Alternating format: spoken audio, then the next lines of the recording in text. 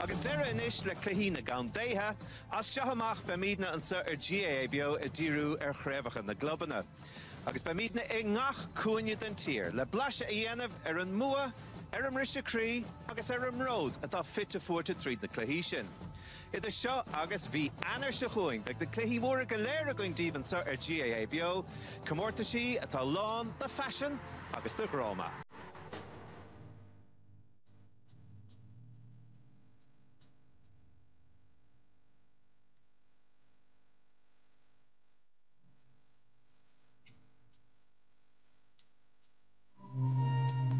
Seasons change.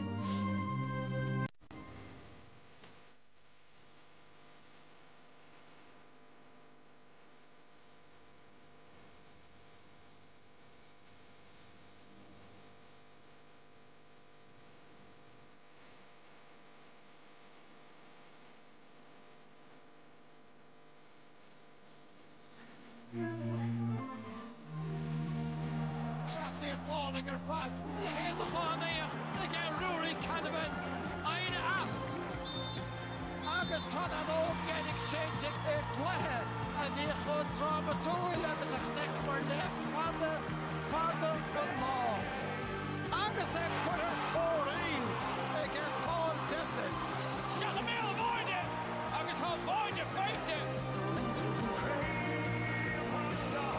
Penalties and Pascal Tiger, Tony! Tommy Moore wins a macca on Leo Moore or Paul. Top Peter in a hole, no better cool again Danny Talon, Agus Toy, yeah! Agus Tralee the Birishakate, deeper her again Keen Mahunda, no croaking. I've been waiting.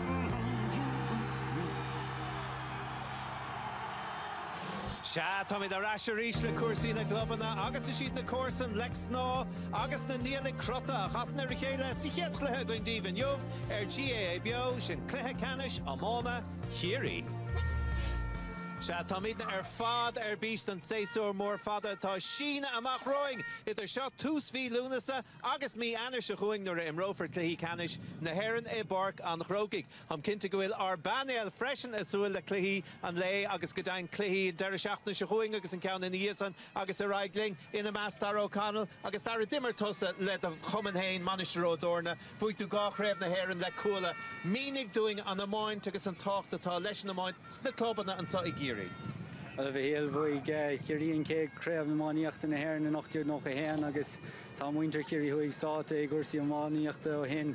Tá 8 cuman i Kerry thuaig agus an son i bóchaí eile ach annach chuid ibre a dhéanamh an sáthú Tralee ag na Parnéalaigh i Gilárnaigh na Crocaigh agus i Kerry Hassan na Dín agus Kilgarváin. Chumá le bóchaí eile timpeall an cúnta chumá chunan i máíochta chur chun cín ach cé tú cléad a ardchaidán an sahanmh. Mark Madad at hain, ví tú ag ganas Lixnaw nuair a bhúdar an dách raibh canta deirnach an sa cehardiag agus ochdiag.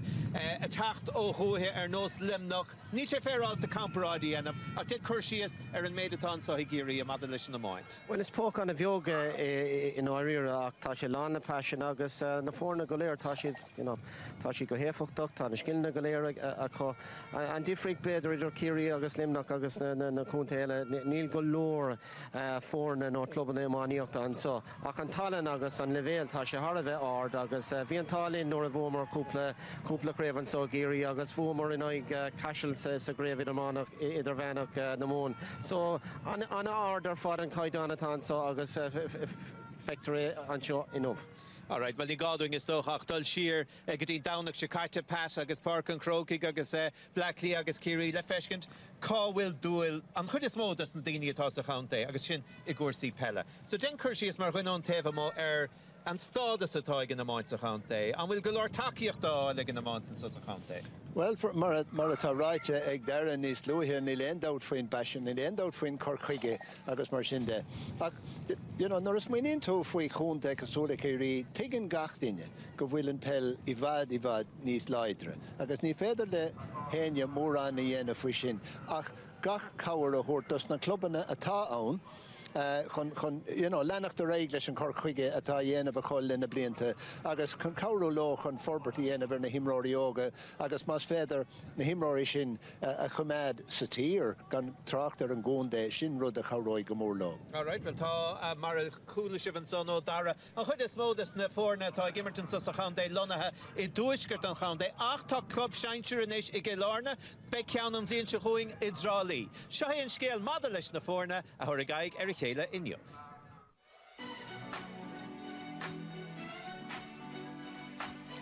Is a dúisgurt an chandé imrítar an chud is móda na máintin sa I ganda Kerry. Imri an né glob a gréibh seintir Romana an chandé agus dairig le cilmhuile dul chofada le cléthe canis idir bheannacht na héir na fiara fehe dó, créibh a bhuaig nás na rí in an aig. Fuair na nílig Crotta an lábhanóachtar cilmhuile ag lethe lechanis an chandé im léana, seo hí an chéad léanacha ó 2011 cléthe canis an chandé a bhaint amach. Is fada an lá áfach ó bhódar an chréibh, 968 an uair dhearannach a thugadidir lo é. Níl an bearna céine I gceist le Lixnaw áfach, fuair na bhuaig agréibh dearannach in aig cilmhuile I 2008. Cá fíochfar atá amach roing idir chórsan agus idir GAA beo inniuh.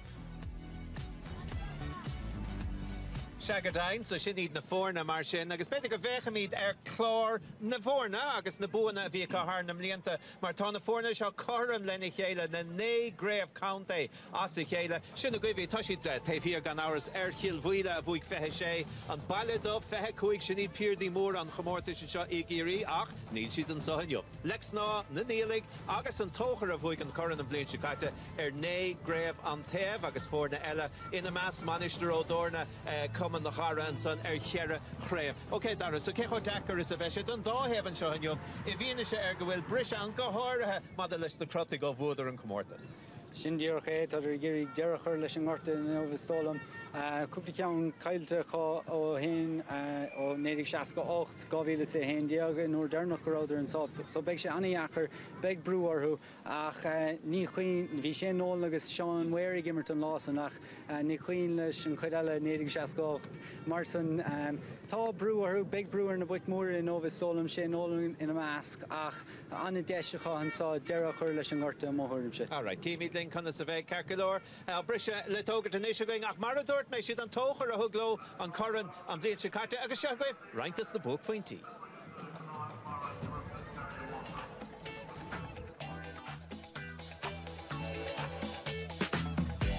Gus tá Kyle O'Connor a hostaigh seo mar chuiseach agus tuairigh an nniuúla go le bhartaíonn to get Kyle O'Connor. Colm Harty gháil trí agus is Kerry a díomhaid chuis céim leataí tríochtá sé seo go hálan ar fad. Seoltaisteach an sá agus Kevin Goulding búirte le taim na park a déanaí ar tá brathárdathe. Déanta go deasan sá ag gagan agus sinéan chúis go méidir go bhar chiméadí sa chomríd an gól chuointe anna bhrá. Guys, he's pushed from the back, fair and simple. Not you, so don't worry about it. Cúig vidas seascó an gól ach tá ceantan áisteach go hálan. Nis mar sin tá brise facht go Brandon Barrett agus íon an cúlaí anobar ach bhuiil sé mihin líon. Tá ar deire hir agus go daon féin tá sé búirtean sa ceanna síte Kerry ag fuireann an tóchair.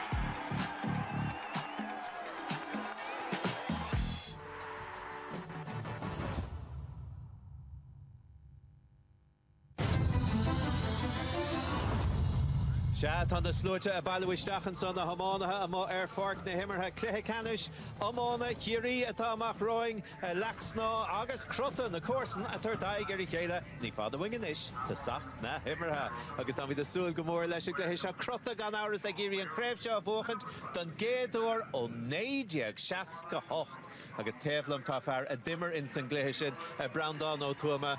Brandon, it's been a long wait for Crotta It's been too long. You know, but we have kept coming back. Yeah, you've been in 7 finals finals since. Lost some of them, unfortunately, with the last puck of a game. Lost the last 98 and 99 by 1 point after a replay. Now, you're playing your near neighbours, Lixnaw. Yes. Lixnaw, as they say, sorry, I should get that right. Tell us a bit about the rivalry between the two clubs. I suppose you'd say there is friendly rivalry because there's a lot of intermarriage and inter-social reaction between the two clubs, you know, because Crotta, the name, is in Lixnaw parish, whereas the village is Kilflynn, you know, which is in Kilflynn parish. When you played back in that 1968 final, I read somewhere that there was families that provided players to both sides. Was it around that time? No, not then. You know, maybe before. But I'll tell you the connection. My uncle started off the Crotta Club, and his grandson is on the Lixnaw outfit today. All right, so there's been close connections between the sides, and we have some shots here from the 1968 victory. Just describe to us the importance and what memories you have even of that day. Yeah, I suppose the memory that sticks out is we went in at half-time. We were 3 points down. And against Austin Stacks? Against Austin Stacks. And they came out and they scored a goal and a point straight after the restart. So, you know, our backs were to the wall. But I suppose Crotta rallied at that stage. And now, in the meantime, the Stacks introduced Niall Sheehy, the well-known footballer, you know, and he created a bit of panic for a while. But we came to terms to that. I suppose the two things that stand out for me, John Barry, the exhibition he gave for Austin Stacks, and Pat Cronin on our side. The two of them practically dominated the game, you know. You're living it like it was yesterday now. I know you're hopeful that these young lads that you've coming through from those minor and under-21 teams are going to do the action for you today. But, of course, there's more important things here. And I know there's somebody you want to say hello to before we finish. Before I finish, I'd like to congratulate Sean Weir and Beans on the birth of his son and wish Leanne, his partner, a speedy recovery. She's in hospital at the moment, recovering. And we wish well to the two of them, and indeed to new baby Rory, born just the other day. So cohort of his local there. Gonna be the Maga Brandon, that's Larthing and Yov. Pero the Hurling and the new. Baby the rash. Bishop rash, can I live Galer? Or there, Carcalor Marshin. So, Kimi Conas of Egg on Sutranon and Yov Le Lixnaw, August Crotta, a Thirdaig, Echela, Gurmida Mahagats of Roundaw, and August, well, Ganairi Lesh and Da Erin and Shaw, Tranona in Yov, Shan, Sluta, a Balawishtach and so Carcalor, August, Slua, Anna Vur, Dara Fechenter Shaw, I mean, Ta Dini Taka or Kerahunia, and Hounde is there, the Taki of the Heart, does the four in Yov. Agus bína gcóí a bheith híal bíon foiir agus tanasig buint leis na cluichí sobbéidir nachhfuil fiú bháins na cluichí cadan sa géirí uaireanta tuis go bhfuil an dá ar an sáid teachtáin bróis céine agus le héad anna aithne chathir chéile anna chuid gailta le na chéile agus chomá agus chuann sé sin go mór leis an lánómh. All right, feic mí ar na tuirthaí atá tréis a bheith ag an dáthebh teachtasteach go dtín cluiche canis an sa Tranón in Yov agus marc tá fórna maithe búilte ag an dáthebh le teach fada nachhfuil. Well, sin ag an dóta i dasach le Lixnaw bhúil siad bailíthaigh agus hé sé sin bhí gábú in ag bailidómh agus is iad bailidómh beidir an nód is fearr atá ag Lixnaw leis na blianta. Cad fé Crotta Pat a fechantar seo agus a rís bhí cluichí a cosisiúd agus cluichí brathe a cilmhaile búirte go mar hampla agus bhí ar teachta níor bhí a chun deireadh go masach le sin. Go háirthe an dáach sé dearnach an sin an cluiche ceathrú canis bhí orthúdul go dteann breise agus pocan na píonáis chun an ceann sin a hochrú I gwn yn tóchar agus an sin Kerry chulín chun Derry I gwyn a chilbhíle ag fós Dairí gló an bó chur harán. Caróig na cluichí sin lo tá si tar éis bóthar níos deacra beidir a heistilím líon an amra tá déanta ag Lixnaw a go dtí seo. All right, Lixnaw mar sin dul siad go dtí gábhílas a hochtíocht an búir dearnach a bhí cosá in san Gandé 968 mar a dúirí mar das na Crotic. So bí cinnte go méid na néróg ag chuiristeach ar an dáthebh se focail inis ó an dá champa. You came in April and you have so much you want to do and accomplish, but I suppose look, we went back to basics and just said we're taking it week by week, game by game, be it the league, championship, whatever it was, and see where those performances took us, and thankfully they're after taking us to here. It's something we've been working all year is belief in the squad, motivation. They've really plenty of ability, this group. They've won a lot over the years in minors, under 21s, and it's something that they're really, I suppose, gaining in confidence all the time. So hopefully today we can peak. I'm hoping for a good game of hurling, which I think that's what it's going to be. I think the narrative around both squads they were the underdogs all year, and they just were the hardest working teams. But I think if you look back on both teams and how they've played and the hurling they've played, it's been tremendous from both sides. So I suppose, look, we're humble enough to know that if we're not performing to what we can perform at, we're going to be at the wrong side of the result. So there's a massive humility in the group inside. They know they have to work hard, and if they work hard and hopefully put in a performance, that's all I can ask for today. It's just performance. Whether it's good enough or not, we'll see from there. I think myself that I suppose the belief that we have, but also the talent at our disposal today is something else. All of our boys have won minors, under 21s. They've played with Kerry, they've played with Kerry Hurling, they've played with colleges.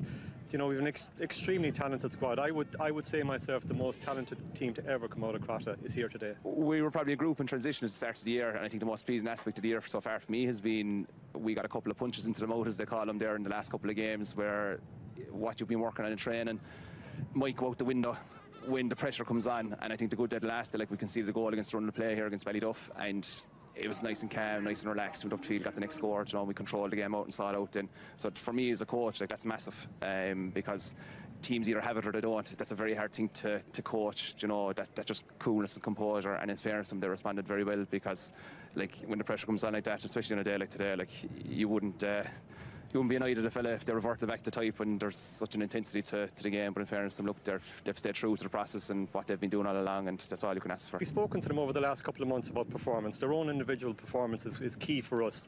You can't change anybody else. You can't have any, I suppose, you have no control over anything else except your own performance, and that's what we're hoping for today. Is everybody on the team, on the panel, plays to their best of their performance, and I've no doubt if we do that, we'll come out on top. Sin é an chaintra do chun son agus cíimi chun sa bheith in san gluthe canis slua mór a bailúisteach ar fork de stack tróna inniu. Well, clutch with the dish champa Lixnaw agus tá Magella Ford, Bald and Gum and Tabling. Magella, you looking forward to this? Oh, of course we are. I think the whole parish is looking forward, and everyone in Cross is looking forward as well. Indeed, the wider world. We've messages this morning coming in from New York, Australia, Canada.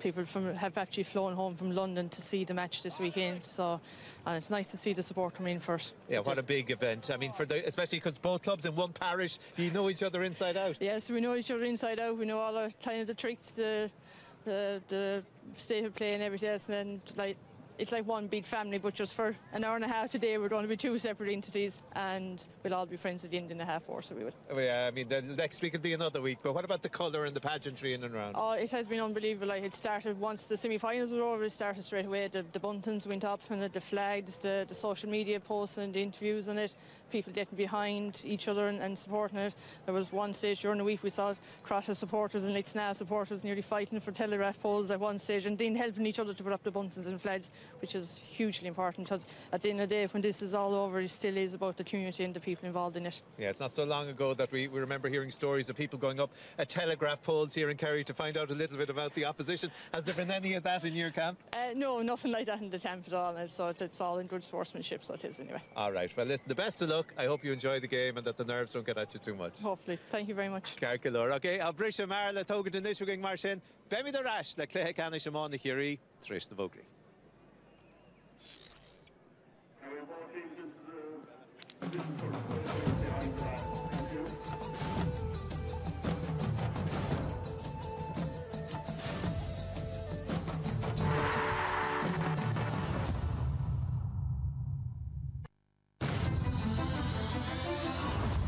Bhí Curra na mún scór na nóg a Sean Pagani níos slua agus iad son banna ceol ceolúirlaise ó Crotta go dain an sa I bort de stack ach an ish agus na fórna amach ar fort na himmertha seo chuaibh Brian Tyres chun iad a chur na doin. Se ádána bheith hilgram agus tas námí mais le Fern Lixnaw a bhuaigéir an maile dubh le gáfainte sa chluthe lechanis gan é nachrú Martin Stackpool tá hínim líananig a siút sa chúl agus an lán chúlaigh captain Conor O'Keefe a raibh áras na hebh tá sé fuinteas be sé tastáil chun súlaigh iad Shane Nolan. Sa líon le chúl Dara Conway son ina chiad bblion agus tá uncle sin Shane Conway Mohalar na parke réalt na fórna gan dat agus an príomhscorálaí chomá tá John Buckley leis tefle siúd aus ar fad. An Shannon dúr John Griffin a ríist áras fe siúd tá sé Olaf Chunimmer na berig go meach sé siúd gimbert hir a meas na gólathe ach a méid dóhann scór nás de tosa Ellen seo dó cúige Mikey Keller be gach scór a testáilt. Na nílig marsin ó Crotta chiil bhuile a bhódar san le pointeach le cheanna seile agus a ríis gan nachrú dienta. Adam O'Sullivan sa chúil an pocamach be sé táachta gan dat. Bill Keenan lán chodí sé siúd captain na fórne tá Killian Trent filte ó réibh sé America don gluthe ceanna seo agus tefle siúd Tomás O'Connor le cholaí don sco. A lá na park jab múla déan go taid na cenne agus a Barry Mahoney go háirithe an súlaich meadidir Shane Conway agus a thionnachar a líadú más féidir. Tá tosathe Darragh Donoghue agus Sean Weir go maith a scóráilim líana tá cúpla cúlfacht le rách le nús ag Seánie McGallagher ach sé séanón an buchail ceathir trocha ceathir trí chéalaige siúd. Right, Anna Hannig, Mark Foley gan áras Lixnaw. Lixnaw ditse an féidir leis a bhuachant? Lixnaw stoch cé bhfuil siad ó golóirí mórí nó tacht tríd tá tradiisiúnacha tá sé búte có cúpla bliana hin. Berna mór idir Crotta agus an bua den óíarnach so Lixnaw mórmse. Right, Crotta sin iad na himróirí Pat be siad nervíiseach an féad le dhéana. Is féidir leidí a ceart golóir an rud beidir is tábhachtaí sa den an dearnach beidir na creidimh má bhí na creidimh acu beag seans go. All right. Mar sin son ní fada bhaint tasach na himara slua mór mailteach baile heisteach Filimid ar a musca trochtarachta Brian Tyres agus Darragh O'Connor. Se gur agah agus ní fada bhaint tasach na himara achar dúis mar scanách árán na bhíon.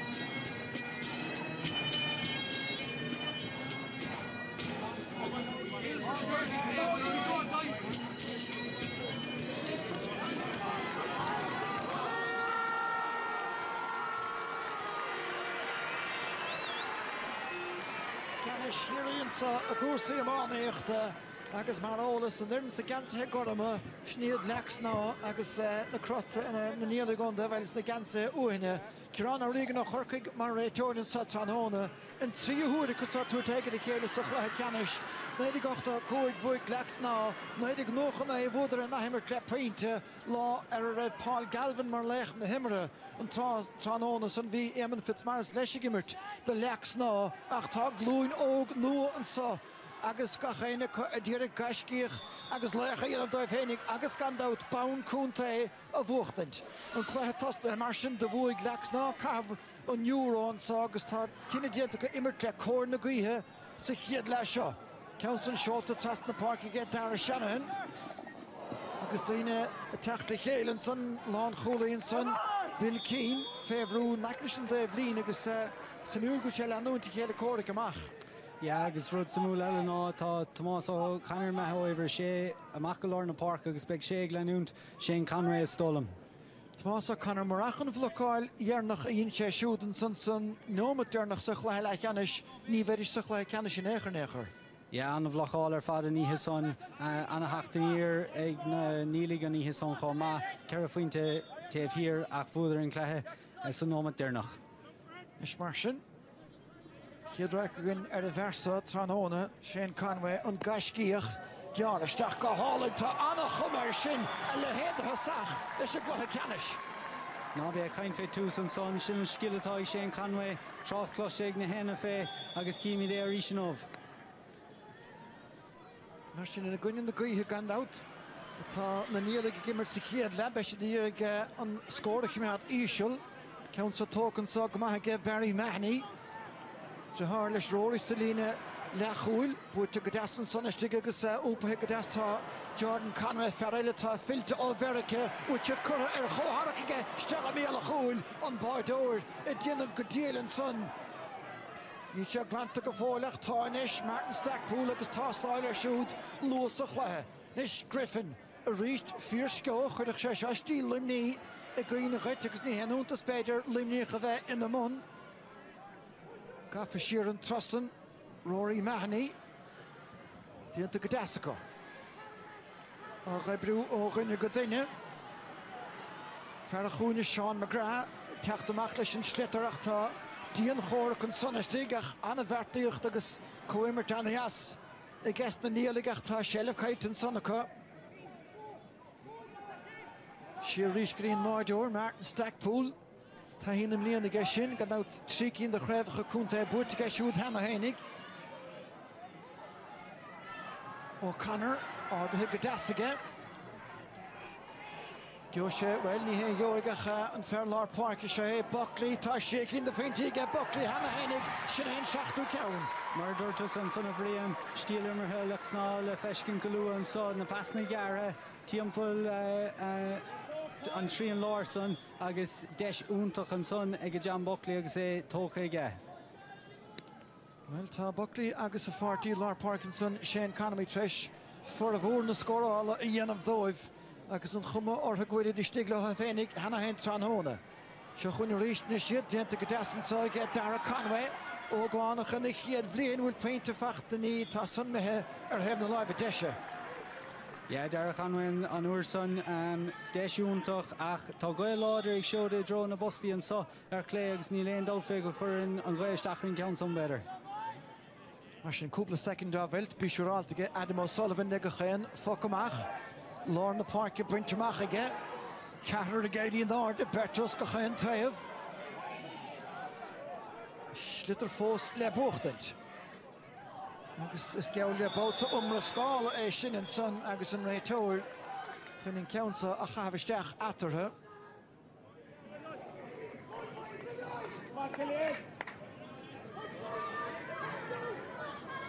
Sin an slú mór fós a teachtasteach fóghine a buint lán na súlas a méid seo a ríist búte trasfáce agus is léigúte de díú Jordan Conway fer le dála trentacha tamil American líon agus tá sun leis an réibéidir I brethir Johnson fóríil. Mar dúirt a bhríon bhí sé hóla marachán níos luthas a chréalhach take bhile den clethe le canis agus beag siad agsúla anna hespáanta suig in óbh. Seastoch goléiríonn sé sin ce chud deung a bháilte sa táidim líana an bhearna bhór Addison chríoch na cúig bliana sleichiadach tá deisinsáis agus sé nólan tarc scór na fachtaige siúdach beidir an cinenne cheart an son obair bhail leisige Conor O'Keefe a chur íochlar dul amach Sean Weir inis I bhrí feiche sé á chahabhaige agus le pisrógacht atá son á chahabh. Chiad á dhimar sé dóibh sa chréibh líana ní a bhéanana bhrí héanaíag sa bháil acu agus tá an gansa sin á chahabh ó hinige. Bhí sé sin an íon an sunar sé Conway mothirim se ach brúchar ag teacht amach. Tá scóraigh testáilt óna nílig an so agus go socróg sé síos is stolam. Mar sin beidir gur bé níos tá bhí an lántasí teacht amach tá an dát sin nólan chné se thógant agus fear mór láidir agus nuair a bhíonn sé siúd sa tríanú sa cheathrú géar is dachar stoppadíorthain. Bhí sé idir gá chóirla an son is stolam a bhríon agus é dul I dro an bháide ach chaise agus gur sé siar ach be ceartó an bheithnán an scór sa thógant inis. Fear fuair trí a héníag a gcuine na grócach an son sa chiadmhátha bú bog a bhíon lás an acu mar sin tá san seolta crín aige.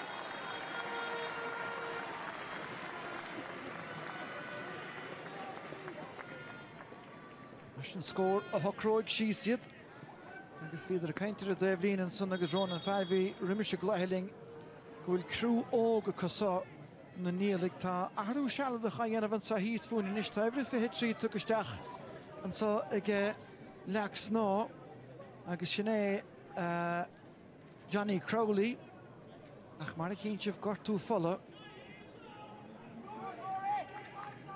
Cahill McAllister, Dírich tucha fin agam hísan sa mar bhéirlín a bhain ar a dhéobh sa don barc. Agus Jack Brosnan in fact will correlate á gáiltige. Mar sin an chóir úsáte again mar dúir ceann mór gríomh fada isteach sa chúine a díriúin san ar Vicky Kelleher. Agus cosíocht an aspect chur a again go neafaiseach. Ach tá sé tréis techt taobh a chúil ríist agus go dain féin. Well, can ríist beit again réitóir ach léirigh sin san go sé cúntúrach. Yeah, dan sé chuntuirteach agus bíonn sé gcónaí luas fé chas sé ach just ní raibh an cabhairtacha ar a chúil an son ach ní raibh éon gá leis an galís is tólam. Se bhíon obair díanta chu dtíar fá agus tá méidir beáinín beag níos bhuainte an son ní bheith an deis seo géaltecha agus tá manas go nachtócha sé an canmé dultaisteachan é seo a thógant. Né buintas fethe feachta géir im chluicheann le nuamh agus seo den merte chomhainisteoir Brendan Mahoney atá a gcé Crotta agus bhí Brendan ar gine is naine bhí gimmert ar éireann chéirí néidir nócha trí nuair a bhódar ar Fort Láirgus sa chraibh. Ach deis an sohanna sé gé seaachnú mat cuile caite agus tá an council na déiring búirte go críneige. God sa múl an socha má tá John Griffin ag fanacht mar river hindi ag bhí sé stig mar lán hasachan lá fiare sa cléthe lechanis ach é má ar Barry Heffernan atá mar lá ar lech chulaí láir an óbh. Ní sé ríist omar scáil ar a talamh an son. Council mé meachta rím bhróige Griffin a déiring má sé Griffin a bhí ann. Ar sin gannach an tá faointe a scarú na bhórne agus beag na nílaigh i ggéirigh na cúla hechan go háir sa chiad leis agus a súil go méid an ré beidir chó láidir sa tarna le agus atá faoi láir. Sé de críndíireach síos ó chúl an bhaile go cúl Dunsdoors stocha díar fá. Is mar sin a ríist an báutasa tá Jordan Conway take Eric Glíhansa. Tá bhí cúdiaag fechint an a bhrásach. Úmpa go háling ar heb na láimh clé. Búte trast na Parkins agus tá brise fachta ggé Seánaí McGilligan, cúpla cúla ggé Seánaí a bheit sé sásta go cúlaíonn sa. Sin an scóir fad a bhríon anna chuid den slitar feice Jordan Conway go dtí agus beagorthú díon bhrú a chur mar tá anna scilaige agus an líróid sin chur trasna na Parca chun an scóir chruthú. Is stackpúla bhla san síos féin Parkins sanach tá an lúdachan sanna ggé Jack McKenna de haar le taig atá gimmer te lá na parke. Is sin ceann san búirte fé dhéhannasan san agus tóca ggé Buckley. Ceannín beag garid. Trá fast láimh i ggé Griffin an sanach an táil well a ríist beáin mí lachtmhar. A chumánaí má a seaachtamátá Connors é sin déanta go hálan ar fad a ggé níhéacha i ggé Dara Shannon an san. Nis tóca go díal ar fad. Agus Jeremy McKenna a Ross isteach a dún chúil fós an agus tá seans ar bháide agus fachta ggé Mikey Kelleher an tríú ceann agus sa chraibh. Tríochtna go Mikey Kelleher, Jeremy McKenna an son fear mór láidir ag dul chun cín slitir chur a trasna agus é i méal an bháide chur sa líontán ag Mikey Kelleher. Well, bhí sé luúteach an cúpla bouta hena hénig agus tá a chumas léir an son aige. Nadidir raibh McKenna túirt fé chúl an ardíireach péine Jack Brosnan tí teachtan Park a ríist agus an réitóir. Nis tá a dhéagnacha chu tinisiir siúseta sé túirt seans de Brosnan teachtan Parke. Cuman ar bhíseach ar na nílaigh i láthir na huaire a bhríon agus is tóna bhfuil scóir na ggó a le testáilú ónas go socróid si síos an sa. Well, féchan ar na scóir na go dtí seo tá na scóir na feachta ggé níos mó imireoirí de Crotta ná martha i ggé Lixnaw i túd a bra an a bhúr Conway. Nis machchan sa John Clearháin an ádas de freachach le Barry Mahoney an son. Bhí cheacan ódís tin brise agus tá san dianta. Nis steach a láir slí Rory Mahoney an trosa. Bert fach le Brendan an cómhainisteoir. Nis sé nóil na teach na machchan san agus tá siad a díreach an stitar a chuirteach ó sa chóir sin agus má asó de Lixnaw an méid sin. Nis, well, Conway dul aigen san agus níor éach sé bhí is ag raibh an pass a techt agus más féidir críoch nún sa bheith sé aus mar chúlín dheis mátá. A choríis tá manna hócha leis an cosanta hir an son ag Lixnaw agus an slíomhí trúr timpplair sé nólar tháinig an slitir isteach Is sin aire begáin scoilte an son. Agus deisige Rory Mahoney ceann fada cheolaisteach léite go maithe Dara Shanahan. Se siúd a gimmert begáin last year da onad bátaí dúrig cosan freise út an lán chúlaí. Is fachtan sa ón déh mó ag Ricky Heffernan. Ó mo ge úmpó timppla agus tá siad sásta leis a gceann san sin anna féinte. Anna scór a ríis ach an stílimmarthe Lixnaw le feiscint a ríis an son agus an slitir chuir timppla anna festa seach sa chúna agus an scór feite ag Ricky Heffernan i gdéire. Mar sin cúcín de féintí atara a láthar na huaire. Lína lán tosa go féimiú go maith de Lixnaw. Is an obair a dhéanamh an son hawl ige Jack McKenna. Is ruútha lár na páice suas an son agus an slitir san tomáint isteach ag gcuine na gaothe agus tá brat áthardach an son áard scórar fad an bótasá ag Barry Mahoney. Scór an lé stólam an a rúthir agus Haran Trasnáin 65 méadar amach i gcuine na gaothe agus tá sé láidir go leor i láthir na huaire. Is mar sin ceann áard a túrning de ríist nuas ar Mahoney á bhúlach an cín go maith an son. Ach tá na saidúiríonn son sa trí an láir ag Lixnaw tóg an tros ag Colin Sheehy ach ber an móthir siúd. Obair a chuidig misteach a dearfá an na níligan sa. Plúcha má diantach éiríonn an son leis seáinní Miguelicad an fearlas mócha a héire agus sinné Cillian Trent ceartú an son de ceartúnach scór an sa ag rá ceann as sa chéalanis ag as na nílig. A bhag níos fearr an na nílig inéis agus ag dulchan cín an son ach Barry Mahoney go mór an óchttar le cúpla nóméad anús. Se tá sé gimmert nach mór mar le cholaí lár bátaí go háire ar a boc amach. Sinné Trent a bhuiid an puinte dearnach san síintear le Kerry an dat. Is blocáil dianta agus an tá dearag an son le Martin Stackpool agus níl an stitar glanta go fólacha. Fachtaige Aidan Shanahan.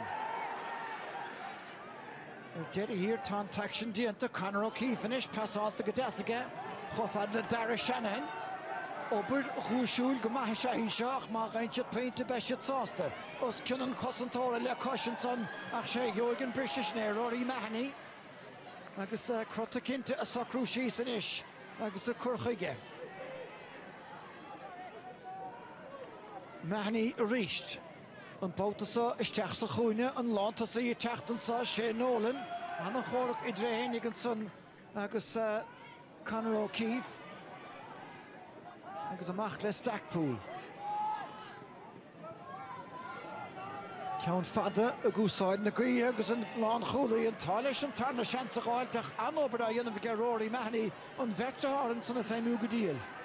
Barry Mahoney or Rory Mahoney treéis boga siar an son treéis na feimhna bhí chá go luas stolam. Tógad deasan sa ag Jordan Conway cúp iirecht na hair stré an ceann san crín ceart an tríú ceann as a chéalacha. Túsúnta chuir ige leis an glethe cégur chuir sé ceannú go mú scór sin go húntaach agus siad sochra sios an isise stólam Rory Mahoney mar dúirs treéis aní a phríochtaí ana fíor an son agus Barry Mahoney ó sa chóir amach comá. Mar sin, ráfeint atra tá méid le bailagh tríd a géad lehansa. Agus beag le lucht bhainisteocht de Crotta Brendan Mahoney agus Johnny Horgan brasásta a dhearing a níos de cuasaí. Ach seo fearr a chaisiú a hiúniu a ríist an cór tucha ag Mikey Kelleher den gosantóir agus tá pointe dun sco chlár an son aige. Ná be cain fé pointe an son Jordan Conway an de bheile treéis an hús a chuir leis an glethe Mikey Kelleher mar an ggéine sa chúna eile. Well, ní leon teóra le fearr cúne maithe bheith agat. Agus tá siad treis sé léirú gur féad letha na cosantóirí rágan na níige hénig agus Jordan Conway an de bheile. Is Jack Brosnan féin na dún Darren Donahue féin Gownson a córach. An chongacht an bheith léine agus becheapcar le Lixnaw a cheappas hénig a bheith son. Ach ní mar sin ach na McAllister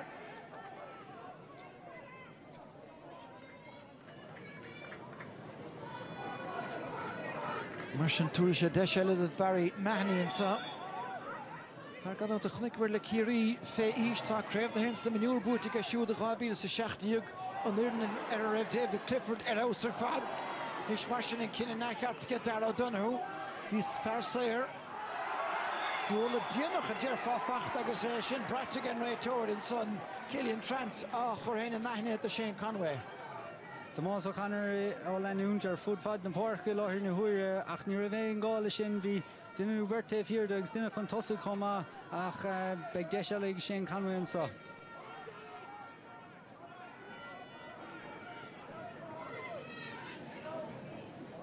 Chauffeur for Nigel Doyug. Son going in Valley Roof sich hier chlaa agus Nigel Nay. Sich le dernach leis mile dovach ta shin kur goma heb na live deshiga. Agus yn triw counter for Ilica. Don't fare fwy corn Vicky Bune fwy ro le clash na holscoil le Corcig. Nish na Nielig, Gaffa Garrett. Schulte und Clihana, Saula draw, Barry Mahoney and son. Shelev Burchaka. Reached and Lawn Tossigas ta honest pass, Neil Henry and son to Jordan Conway. Tashawn Clihansa. Facht again Nolan, Nish Illigear, Achtasha Muninach. Hebben een live claim out. Samuel and son Kim Shabari Mahoney den Focha Maxson Maha Machering Glihan was scoring on Ordon and son against John Griffin all noon so t'other Yeri Churfin Bochamach Koma. Shatasha for the heart, yeah. Council talk again Killian Trent, foul Lord, your Osclach and Fersa. Nish vi place Ord Gamanson a dear fa again Jeremy McKenna. Agus Tom Raytord a glech an owl Ericos and Tord.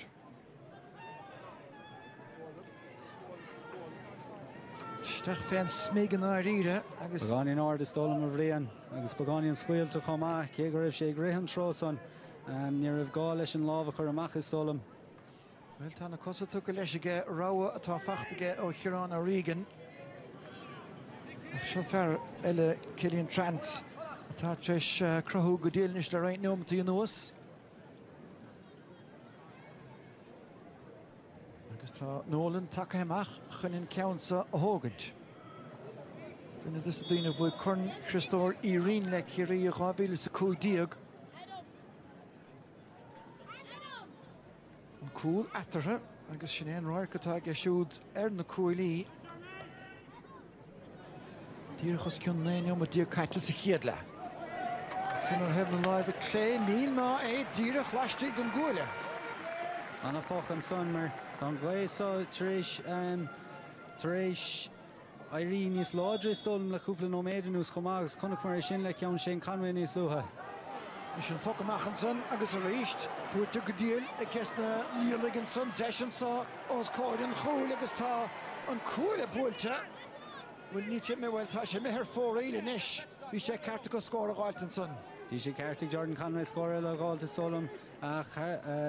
Council Meher 4 Il Kimi Dinish Martin Stackwood then she Eric Young Gara Hogan and Shaw Solom. Agus na passing Gara Curtiumple. Smashin a reach ta couple of Pokamachanish as a Hele, the Hood Lixnaw Butcher again Crotta son. Token Truss I guess Sean Weir. Give it Anava Emlena, Agus Bevralish, Chest of a Kelura, Pre Hedin Vagab the Shachne, Pound Kunte, Hurlishin, Hurlishin, Limo, the Gerhursi, the Jan, Nishmashin Kyon, on Ord Gado, a Chitim is Stachan on board, doing it as Platoon again. Fachten saw again Nolan. Couple of Bulle Fachtach Shin, work for Emlochten, Scott Gashudach, the Rebbing and Passamach, Agus Hirketa here and son Mikey Keller. Reach Bob Board Tershow, there was Jack Balt, Mihach, Dara Donoghue. Couple of chance initially, Kilesraka. Shindir Hags, the entire Martin Stackpool and son, nor hitting Council, no score Shane Nolan, Exeg, Dolly Drone Voyager. Well, Hogshed, Tamil more father and Shitter Tooling than Trusson. Barry Mahoney, Kegul Dakrachti again, Trussa. John Griffin, Laura Landing at Sonachtan Mahoney, foot in the heart to Tronhona. Nishkina from the score 9-9 shoe Kushat, safe Shema, does the Neelig. Shotach and Keen. Weir, a dealing a heart to Horos Kinner Clitter. Coward at Tastile, Agus Fachta. Sheer Toniges, Kush came down that even get Trantach Peg and Banish door clip Higama, Lishna here of the attacker of 4 Elica.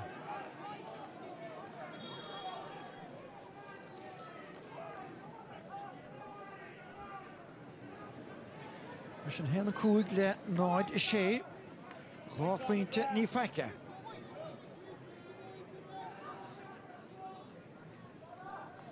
Mission door, gonna end dower. Hogsha Tamalach, thank you, the Antonistol father. Reached her cousin towards the Vreshen son here, August Farrell Falls, Schnee Sean McGrath, Lasmo, then Drew, Jordan Conway, came out the Stiger Dassiger.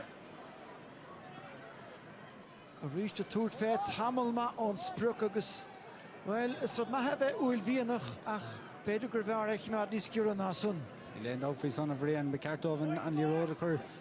Isteach go híisilos chóir sé nólan na sola gan drá so cúpla ceann chur an mócha ach níl mór an le feiscin don lína lethosach son de Martin Stackpool láir na hure. Drofa amach Carton son agus becheart amach Painter Derry here tá Seánie McGilligan ach ba frontan is carta sin. Frontan is carta tá únar an nachhfuil sé chur ceann garamach go dtí an cúnasá agus I géirí an Líróda chur timp láir na parcha agus na pasna gar sin a chur timp láir na parcha mar láir na hure ní léon rud á bhóchan tá ón bochamach. Well, the best Stackpool an leichen san sich le can se gavi de zach die ook havaltje Pokerike is een bok der nacht een glehe. Wie er gaaf vindt een tosse gegen nou, agus maar een reiske. Niet weet is de keller hoe dat penny.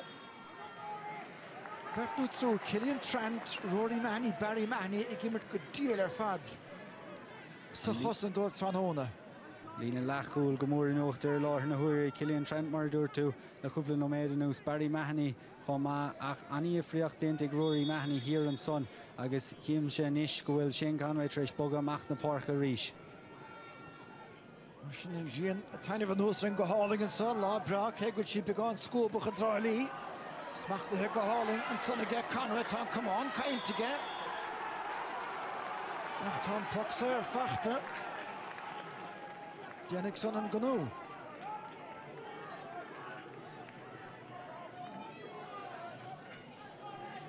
Well, Jeff Fager of Upper Vaherschulig and Gusson Tordenson er Lee.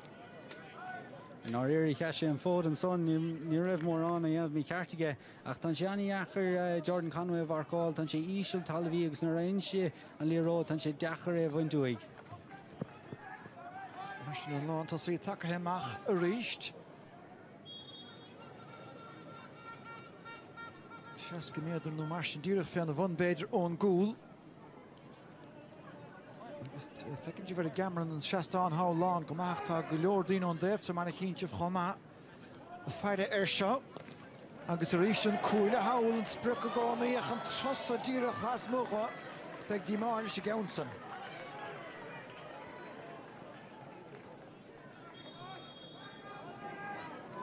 De Stackpool koepel count met een moer.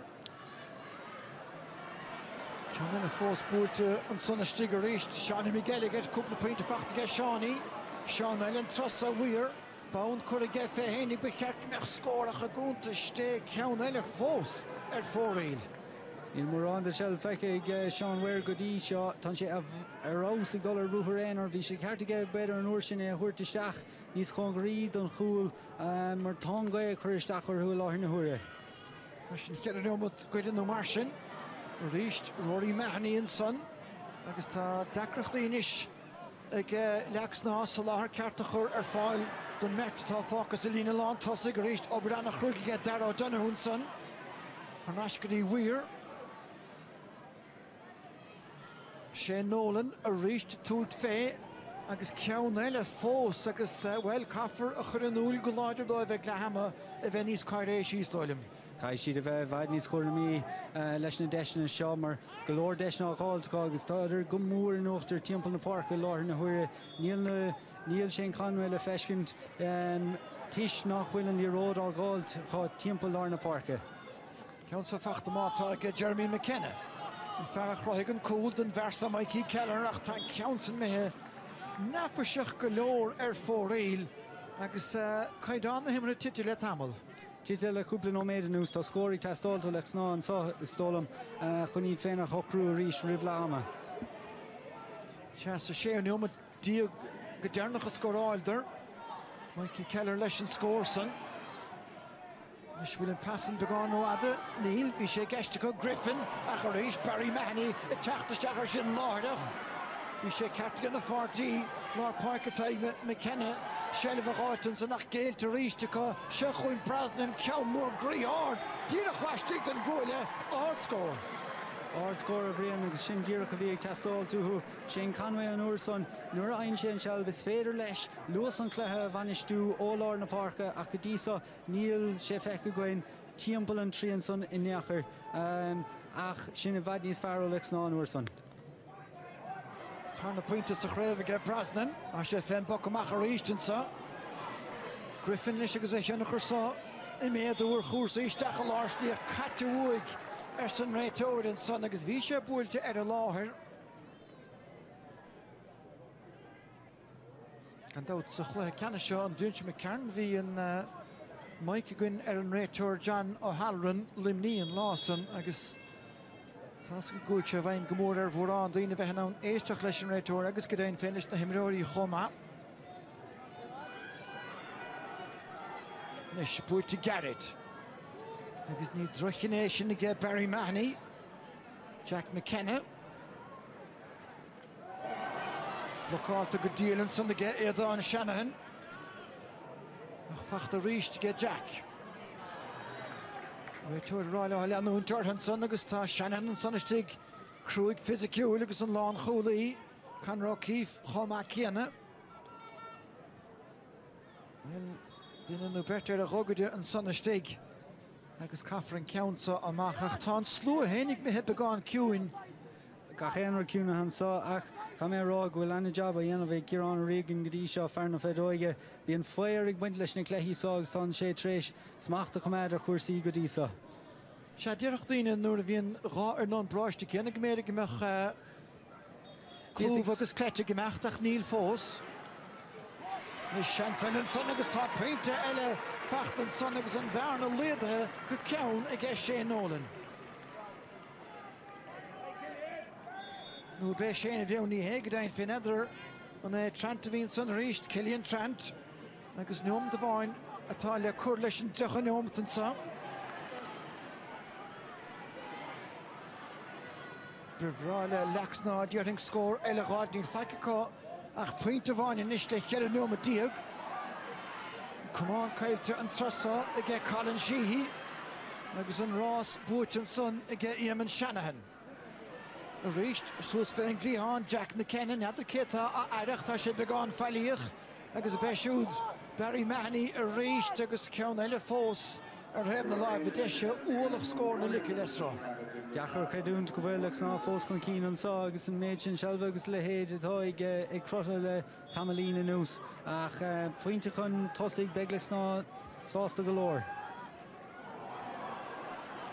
Shane Conway tá sé déana bhí sé ceart gan ceansan a thnachtúach tá an teaction díanta ge buclaíoch a rís huiir dolisteach an son an Corcamán agus an nuasar sin seileh buirteige agus tá an lábh an uachtar go thomláin geolis i ggé Crottan sa ach nach féad an na scórna ar fad a hapú ú na deisna be ceartta marrá. Jordan Conway beta dhéchan deis son gan trúna trócar gan réitóir da. Trastan na Parkatá Bertan Socha, fog bhúmsa sin ar sa Dara O'Donoghue. Nis ceann a Hurling agus stig a nac an chúil ceann eile fós ar fóraíl. Ceann eile bhríon agus dairde go hanamh le Jordan Conway lábh chur an slitir son agus é chur trasna na parcha chur ríis. Níos chun conascúil ar fós téfíor an sá mar tá go mór nuachtar timpeall na parcha. Nis ceilta meláid a teachtasteach Jack Brasnan nis léir náfuil sé is stig leis féinna céad fangiad cé go bhfuil pointe fachtaige ceart go leor. Ach cinna díanta anna dhéanach mar bhfuil tá bindláán ar a cheann an son agus éon cheann dí agus stoilm mar fóraín de cheart gomeach na níla gomach an tasagan sa tá sé gláán an uachtar smachtathe go háling an stigan son ige Shane Nolan slí díanta ge chohénig agus gach sean scraig na fórnaisteach ag le hama chom. agus an ceann son tiltte chách a rís ruí maithní bhí anna hócha leis sa clethe le cheanne si goinnig hilvíle agus líród anna cliste chur ó scóir sé nóil agus tá sé aníachar sé nóil na bharcháil na raon sé an líród mar son. Se an tríú ceanna gan nóil chéad ceanna an imirt agus é le héad a thuspáintas a gceist na nílig ó Crotta.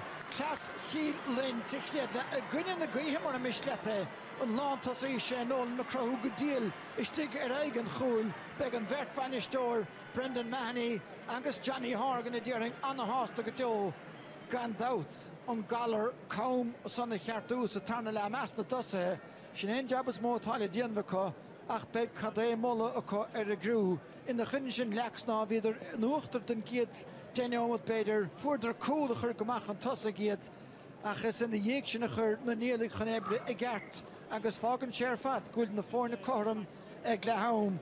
Héna sé ag Lixnaw nó ag an naí ag Crotta. She's goed te veel.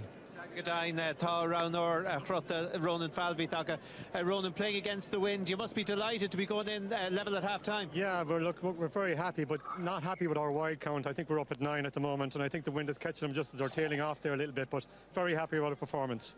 You conceded the early goal and you restructured and you dominated the middle third. Just tell us what you managed to do to close the gap. I think what we did was we kind of realised that the wind is a little bit stronger than we thought, so we dropped in a sweeper there, and I think the sweeper is working really well for us, getting a little bit more chances, and our forwards have a lot of space, so yeah, we're very happy. Okay, can you build on this now? You'll have the wind in your backs in the second half, and that long gap back to 1968, who knows? Well, I think, look, we've got a brilliant chance. I would have taken level at half-time, I really would, and I think the boys now should power on in the second half. I'm really hopeful. All right, you've work to do, Gurmagad, Carcalor, Annalise, Marcin, Tresha, Vrisha, na Forna, Coram, and so it's Tralee.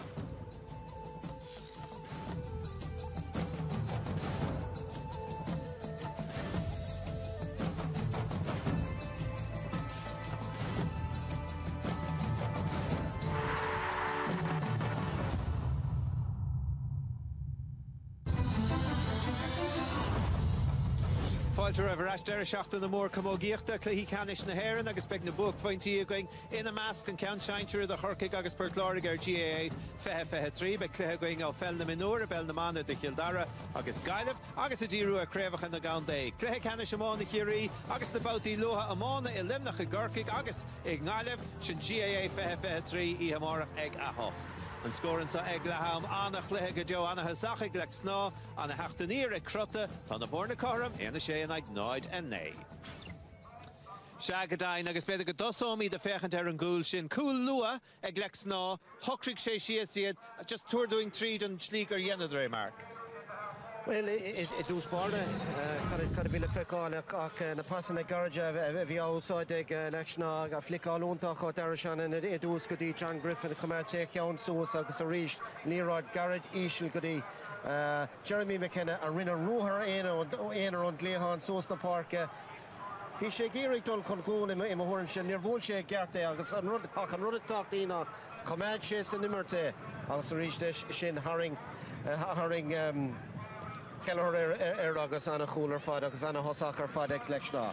Agus a rís just a bhíad be gáí noscailte pattern so a Hurling Crotta Shear Dinne das na lads Lord Parkes will an Barry Mahoney bhí sé gimmert an a bhádóibh agus stop sin na sort rúthir se mar ó hin ní airig le Lixnaw ach trí chúlín na aimsú agus bhí seach chúlín mar champaráid ag Crotta. Carter fada go a bhéile anécht go deo ó bhóchalí Crotta na nílig in ar riire nuair is miníon tú go raibh siad a gimmert I gcuine na gaotha agus fuór Lixnaw an cúil sin agus ceapa mar go réir go raibh sé sort cinúnach a gnám ach díogar níag tháinig siad chutha féin agus thosaigh siad a chur hochrig siad rud a bhí fíorthafas dóibh agus thosaigh na cúlíní ag teachtútha. Carcalor, well fecha míad a reintas na samplaí mar sin agus na cúlíní gur airig le Crotta aimsúan sa an pat é seo ráide bhí na scórna seo go ach aon iireach dé a gleachanna sin an rud a smó madar sin chéad le tá gá rud an teachtaníir a chroigh bóchalí na nílig Crotta tar éis dóibh an cúil sin a ggéile ar dús agus sin fechar sin Barry Mahoney an céad ceanna Barry Mahoney an sin fearla Lord Park and Farah Tai Gimmert Gahanwa her father fad Killian Trent ata an dain chair a cuma an of Rosa her version you've gone down her father fad okay see there na Colini shin being a number cadeshine a cor you know a coramuacho a shin and trio count and checked three here holder a hagan shit trust a quick Jordan Conway Fecher shin and Crinus August and winning contort free score shin Masrode go lad in a chance in it ata Kyle to go Clarn a score big come on a comport or who Glaham all right on the forna corner meg Glaham in a Shayla night and a na migi night and Dara la fosa Roy.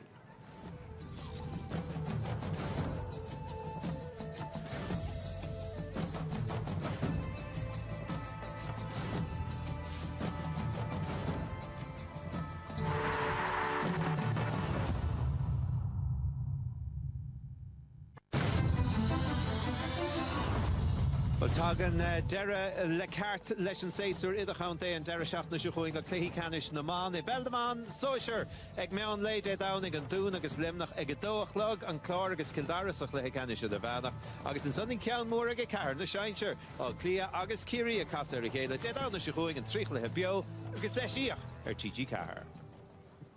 Shamershin, Sunny Father Wing and Ishka for two slash and Darala and so August Lixnaw and Cool Lewis in a Cosikiedla Hilamer Gusokroch she say ach is she at Crotta is Fiara Kriechnik August the Forna Corum August Shingator Tiger and Dara Treasure Mark Foley had the lever and ish better go me the right to the puck and Amach Lefechen Cadien and da have cart I guess better me here.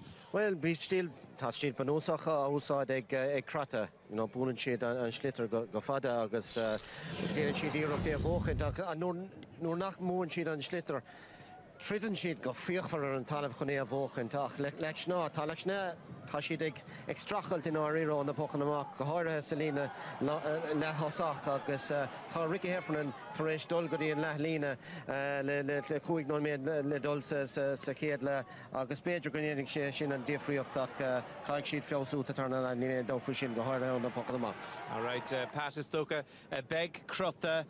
Beshi the Rollo Hain, Nahirachtishin, Galera Dogam, Ramar Fork, Namra Fecha, the stats 3 Iraq Lahan, a Glaxnasi Kedla, ein Chown Dig, a Crotta, is more than Mayday. It's more than Mayday, Cart Calor, Augusta Soligam, Nach Meg Bronner, who Darren Lay Frishin, a Pimmer the kind of Bokamachanson, Tashin, Nieseske in our era, Pokana Macha Euro, Norvin Twigimmerty Gwyn in a Gui, and Norvin Twigiri Dol Garlo, Masotagal Grey Marshina Shed, Sheridan Kahu being again, you know. You know, a horse to spare. Agus is eske sin a hiskin comma. Agus beg se simul ken sort tactiki a eg buchali na nearly Crotta so darna na motherless and bokamak a kaig shid a Venice Crinny. Yeah, and Lena Lantas action though eg Crotta ani ein Sherach Gauntanus galore Leroy de Sikedla. Dina mid Lán Kinta, look, Lora Eichentour an Glypha, Beige, and Sheila Talexna, Tashi de Gerig, and Leroy Vogatri de Linta, Beige go will Shin Nias Iruni, Egwin and the Guiha. Ach in our era, Crotta, Tan Love and Otter Crotta, Common Massa, or her, Shane Nolan and Maramahasa, Jordan Conway Maramasa, Sean Beansweir, Salalina, H2, Crohu Rodi, Ta Common or her Nish, August Ta Kauna Guia, Cosatarnala. So Gachro de Doliva of Crotta, Acta Nartis Kriak Lexna, August and Stila outside the Cobeja Guilse, Nias Farave, Egwin and the Guia. August and Tree and Lor, Coil Wilshin, Pat, a boy to Glane Crotta, si head Lavasme. O tagan down, Carter Fada got to be healed. Agus in our era, you know, so darna la, time kincha, mar a dort markinchin, time kincha go make Tref Shema no go ag Lixnaw Sadarala. Masrada gan Irene Law and Barna Shinagoon and Nil Barna own Gandau Tashid Co Hardoch in Arira. Masrada gan Irene Le Bochali Nilig na Crotta Dul Keen Sadarala. Beg Brew Lixnaw Gandau. Ach Tan Tahiako Nil, you know, Nila Kuik. Bliene imethe ó bhód ar craibh rud a charóid go mórló agus rud a dúirt mé ag a tús mas rud é go méid an creidimh th réon rud eile ag a buachalaí na nílaí Crotta beag an lá ló mar ní léon dát a go bhfuil an cumas acu. Tána ana guts ar Lixnaw ví tú an mar vanistóir an lá sin gá bhíle sa hochtiag so cad le na bhfuil tú ag súil uthe. Mar ní rád ar magalóir a stolam si chéad le, der si téine sin. Well, ní bheidh siad sásta leis an tarna leas a céad le, ní néad dót faoi sin. Ach tá sin feice gom, I riamh uaireanta nuair a bhíonn siad faoi bhrú sin é an táma an imríonn siad I bhfad níos fearr. Tá siad faoi bhrú inis, tá cumann amás ar Crotta ach mar a dúras. Níl Lixnaw críochna agus an stíl atá úsáide go béidir go bhfuil sé fuirfas a tarna le. Cí mídling an féad le bhimert níos fearr an aig na gaotha níl feic búirte ná caiilte fós an cléise idirthá cheann na meá filimíd ar bhrian agus ar dara don dara le. Gur hangah leadna agus ní héanúnta sé tócha Lixnaw a bheith beáin déanacha techt amach am cinnte gribh go leor le ráige Barry Hennessy lotha ag an mise an son agus Lixnaw atá a cumóra céad sa 35 bliain ar a bhód im léana an 863 bhí máinte imirt sa cheantar son gan dát a bhhadsal ar bunaíoch cumann luach leascail an éachar ach tá siad a breithnis ar a gúgur díag atá sanna mó chun curchan ebre agus ahrúchar ar chósaí cruig tapig sa tarna leisio an chéadúireacht ar únsaí go mátá mithe amach hairse do bhlín an son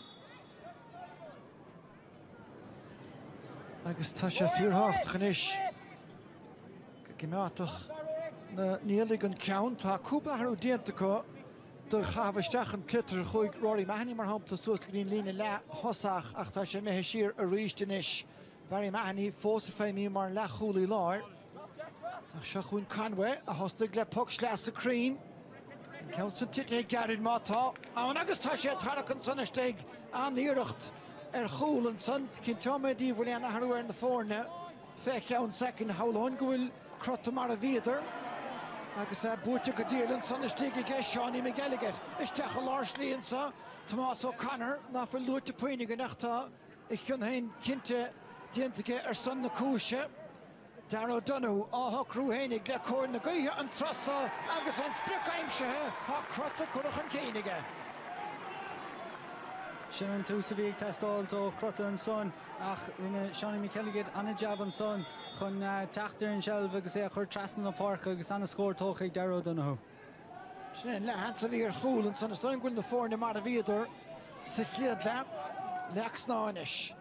A raibbrú gairid a réist bhfuil Calís an son tranta dolisteach cliste go leor an son agus fuair sin ferma ar Ricky Heffernan.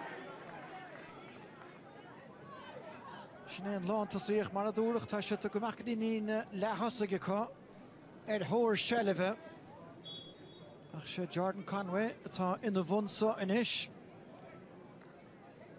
anna ambigur fad sa chéad le. Droi gearra mátá agus is sin tóca ar a chaithúlacht an son I gé Dara Shanahan. Sin Conway be sé siút cinnte dír a héna chuir nó níos a vinnicí agus níos mar sin de haring sé leis an gomáin an son siar níonn sé an teang a bháil Dara cad é néamh thugad tar seo. Calís bhí ann ag an túsa stólam ach níor bhéin go an casa tiambal son is stólam agus bhí an tá leis ná haring sé ar an glogad is stólam mar bheach Irána ó rígan ag feachan ar an bócha is stólam.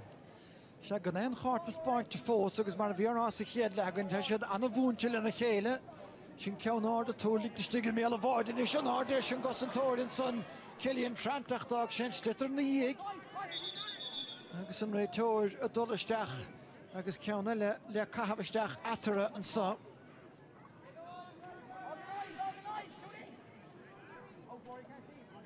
Mar sin Griffin agus Barry Mahoney tócann sa go deasaige Ty McKenna fearil an áfuil luaite puoine go nachtá a chúra má dhéanamh go patanta aige. Déanta go hálan go Rory Mahoney stechan tugadí Barry an Dreháir.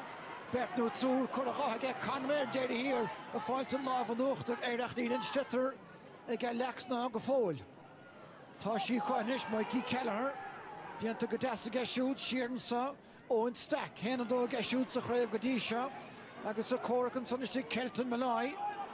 Nis deisian sa ag Kelleher agus tá an taction déanta san ag Mikey Kelleher. Ach a bhríon anna creidún tiltte ag Shane Conway an son chuir sé deire leis an rúthar son ó Barry Mahoney ag tacht tríd láir na parcha.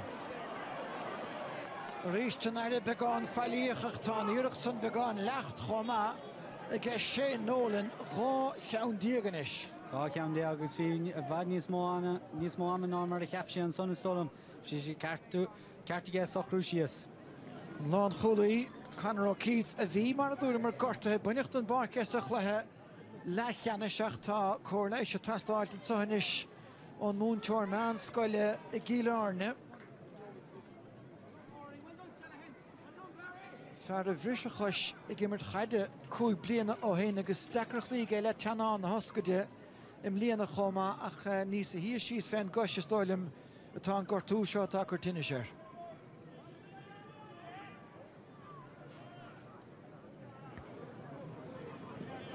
Sin dig Lixnaw cinnte a súil go bhéad sé siúd leanún teir capta na fórne agus mar dút an slua. Bíon slua maithid an tulim dar a gcónaí gus de cléí ceanna semánaíocht a géirí. Bíon na slúte bailile isteach an sothairí sin óh chun an cléá go háir rácham mar sá na nílig fanachtar chréibh an 1968 agus Lixnaw ní ráidir cléir ceannis le cúpla bliain nús ach nuid ach na mílta bailile isteach is séúnta é éiscint. Seo buile is de Lixnaw lán cholaí agus capta in na fórna Conor O'Keefe mithe agus dar me gealagus tuca isteach.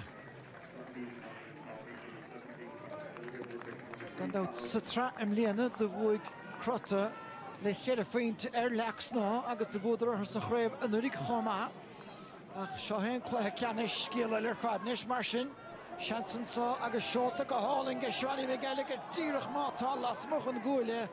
Tá sé hen den dúrim go méidir greibh sé in na féinte ach ní raibh. Sin tá Gallerson fós á géasa agus má chailann siad é seo ar a hénig a bháin a bheith an Milán. Is Cillian Trentach lecha nús go deasa Ricky Heffernan. Count sa tógan is go Buckley a chu rééis beáin cholatach an son agus isteach le taig McKenna. Obair chrúig ní gcónaí a tugtar antas den nóbhar chéana.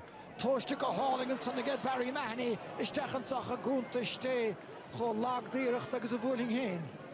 Anna hús chuir Seána McKelligad leis an dara lá choríis an son beidir just aspatá has spáint ag na nílig agus ag na ledóige an son just é a hocrú sios agus é chur Haran Trasná an dahad slat amach.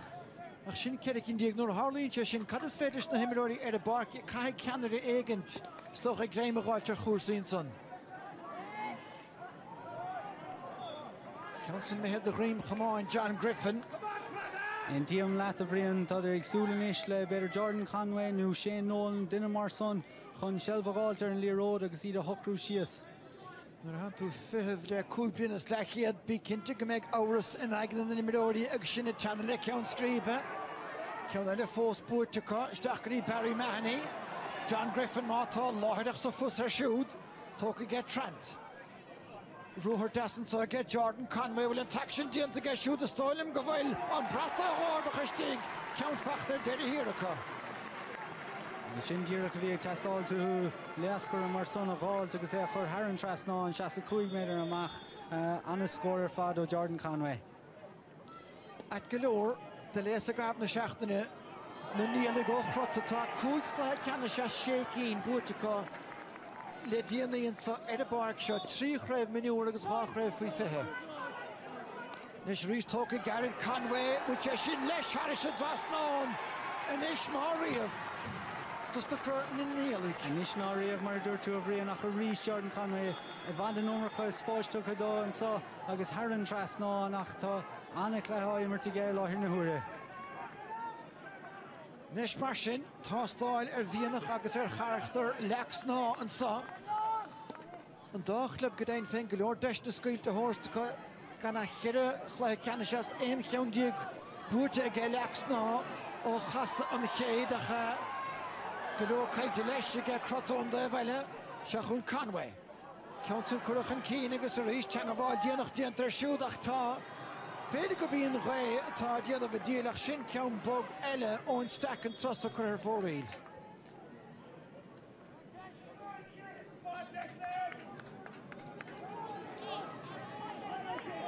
Nis anna díile teachtasteach an sa dus na níalaigh gibhir seachtaíoch sné Declan O'Donoghue agus Sean Weir is doch go raibh Sean éirithe díanach íon de beidir a gab na seachtaine seo.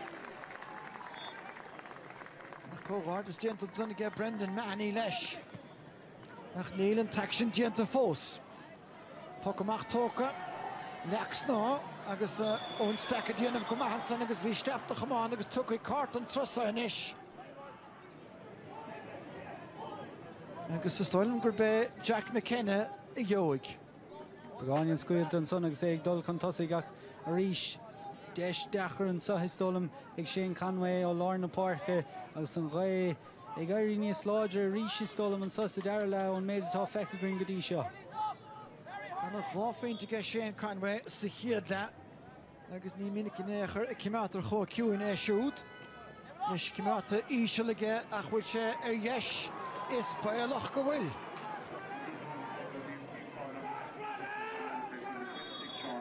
Seo an chaléis a héilinn cart a bhaíonn son cúpla plés chun son scuilte go maith. Lixnaw breis seilbh á bhuachtain de cúpla nuamta nús go Conway cinnte na bheithagan is buirteach an céann son agus tá óin stack leis. Takear an na bheithag de cúpla nuamta nús dindas na hógánaigh ar a bhuireann. Tarach chrúigeann son nach cleachar san ré tower. Cé bhfuil duine dus na níl ag sínte. Trastan na Parke a réit chofad le Jordan Conway. Ach a níos tá ré tower a dul ar neis. Stoilm go bheith Killian Trent beidir an ferratá híos an son ach ní bheith sé dro bheocht an ré tower bhí deisige Conway. Ní bheith bheachta an achar an son mar bhí deise le Jordan Conway an son tar éis seilbhaáilt an slidir agus é a chasa isteach ach sé tairnithe siar ag Ciarán O'Regan an sothastólam beidir go raibh duine a bháin agus lábhar cheann aige so beidir gur béis sin an fá. Bhí sé sin beáin scaoilt an son ag óin stack mar Harach trastan na gos agus distongan sé teanga bháil leis na méanta chomá ar Killian Trent an son. Mar sin é nó dí caiite sa tarna le. Smúl hir an sothah rian san éana chosanta atá ag na nílig tá Callan Sheehy fearan cúna dhéirigh sort Rory Mahoney a bharcháil an poc amach tá Annie Hunker ag gcéthar an glethe go dtí sohanómh agus tá sé anna bhair an líród anna cliste agus pasna deasa chura ó scór na tosa ag go dtí seo so tá idir dhéirigh stop a chur lei sin na stólam. Sin an fearan son ifir a seacht ach an fearar ag líhána le Trent agus mar a dúirt fuair sé sna méarnta an Tarach son ach Brendan Mahoney agus Johnny Horgan Bert a Yimmer agus a chat ham mad vínt a gimmert le Kerry ag son da bheile Barry Hennessy an son fer gan out a bhfuil cheir a bhain il éireann fuairte le blianta beaga an úsige le liminach ach tá panéil san fáca ige treis chlói canis le bliana Chicago. Killian Trent ina hasamh a ríist. Ní bheidh éon ann ar inganta chlas Crotta an farc se a rágan trán hóna fiú má bhíonse ar le choisnú ar le láimh. Is tóca ríist agus isteachchan agarí sé nólan. Búta ón clíhánaige agus tá ceantan ar deireadh hir tá réid ar a féinúcha. Sin scóir an léir solam anna scóir ar fad agus sé nólan an son. Arna Skilúil ar fad agus Harabhúlan, Haran Trasnáin a mothir an déobh lína an sás or går amach. Trí feintinis le cúig neomata nús a gceist na níalaigh agus an lá tosaí sin cinnte a gimmert go maith. Mar sin anna cheann a gceist tacpúil i gcuine na gaotha. An ádan san le Barry Mahoney bris a sciúpa leis go hálan an sa a gceist Jordan Conway an iadrum ar na cosa. Níor an pasúntach ach tá an taction dianta san a gceist Dara O'Donoghue agus ceann eile fós ar yes agus ar fóréil sin cúig cín díogan is.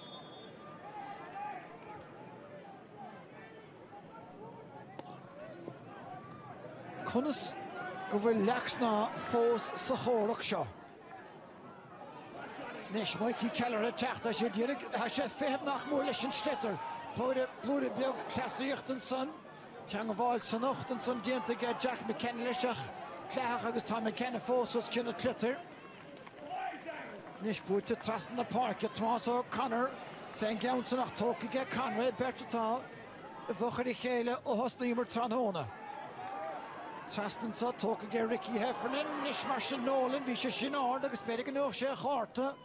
A chidir an dálín ceann áard agus tá na tosa anna bhóla dul isteach ach tá chaléis Brownta gan ré tower Ach ní dóilin gúilteach an dul a caint le héin is Shane Nolan bhí geisteach tá sé dúd tete.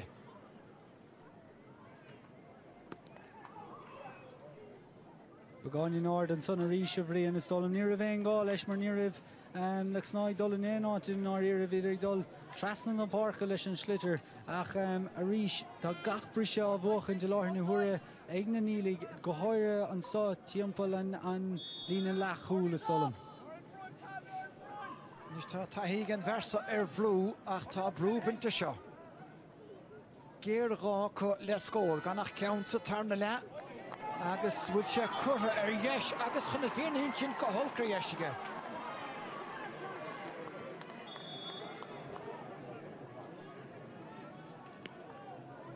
Sin puc amach tócaige Adam O'Sullivan anna cheanna fadíran son agus bhí berta go ann. Taig McKenna chuir siar an saige chofad le Jack an bhertra thar. Agus ceann me fóraí ar deire hir.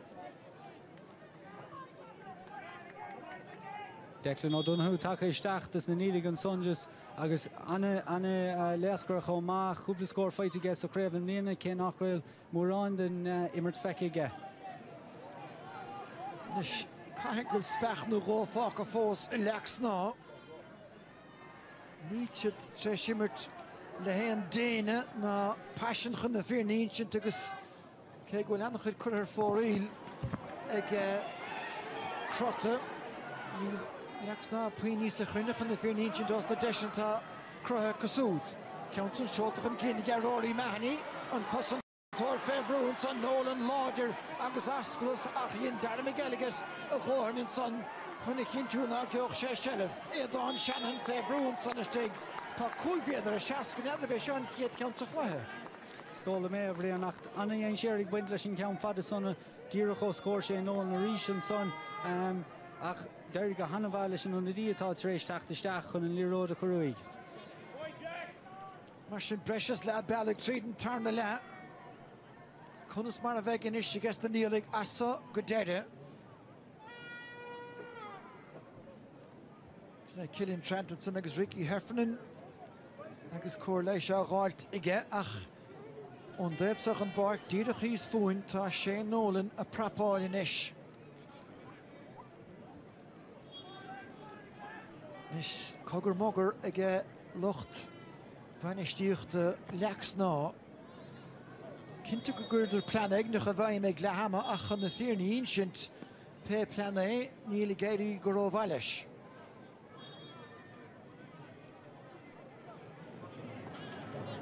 Gan dew dá líad ar Shane Nolan agus a Sacklamar League bhfuil an réiteoir chomh leis an sa. Tríú mu diúg ar a glog. Is fada an fehebh ó bhí áir macéúrtha tá an ceann me ar dheis agus ar fóraíl 16 díag. Is ní minic go bhún tú chluthe ceannis ar 16 díag ar fóraíl agat. No, agus tá an ghaith chuir stachar ó bhrí an ríis an son deagná séan sé isteach sa chúna son agus líród fachtaigh Lixnaw a ríis obair den scohan son ag na nílig. Sebig John Buckley den dúr má tágur dínach Carlíise. Tóca ge Barry Mahoney rís ceann deas tóiste suasan sosmachta ige McGilligan. Cúpla pointe ge siút sa chéad le.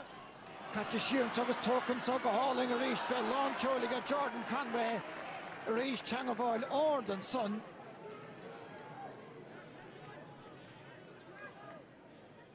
Agus ní bhí géin deir seo a géirí go Chris O'Sullivan Carta bríos an méid sin na stóilm.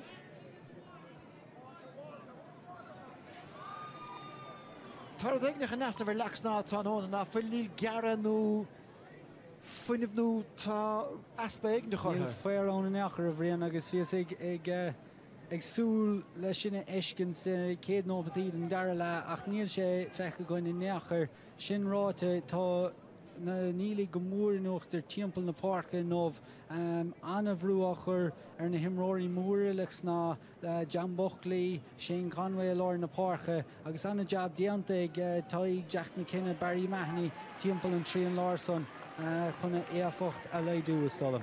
Se dianta go maith leis gan mehel banistíochta Crotta, Sir Hugo Vanisher O'Dorna, Lixnaw, Shiro Yas or Listuhil. And a Hongrach Daichele, agus mar a Chulo Rimishukla have round on or Toma. Shanina Quedicade, agus Gael, Galoir Vahakusa, Linda Hale, Nish Conway, Niecha, Nolan and Trussa, Count Hard, Lost Scottish Tachaga, Count Mele, Erforain.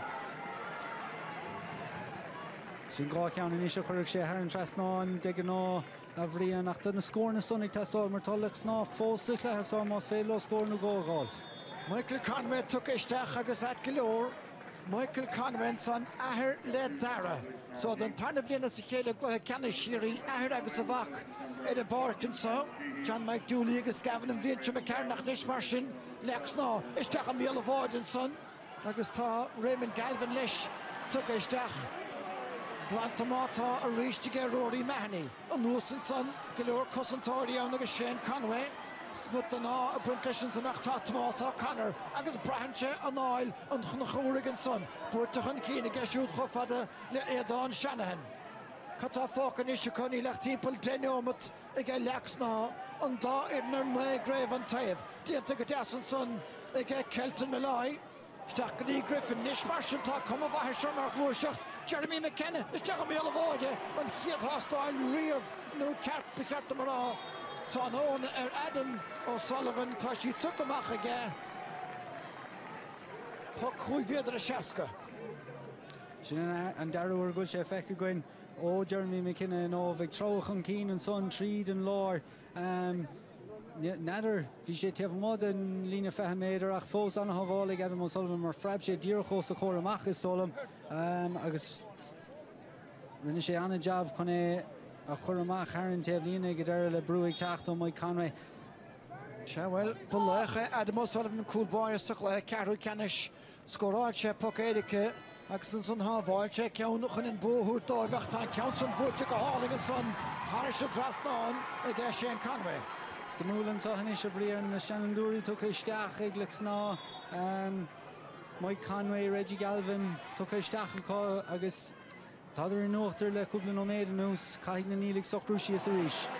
An a ceann tócan son, Darrell Donoghue agus bhfuil freagra láir ach níl agus tá míad ceann darid ón scór iirecht ar fóraílinis. Nis siúna dí a teachtasteach dus na nílig.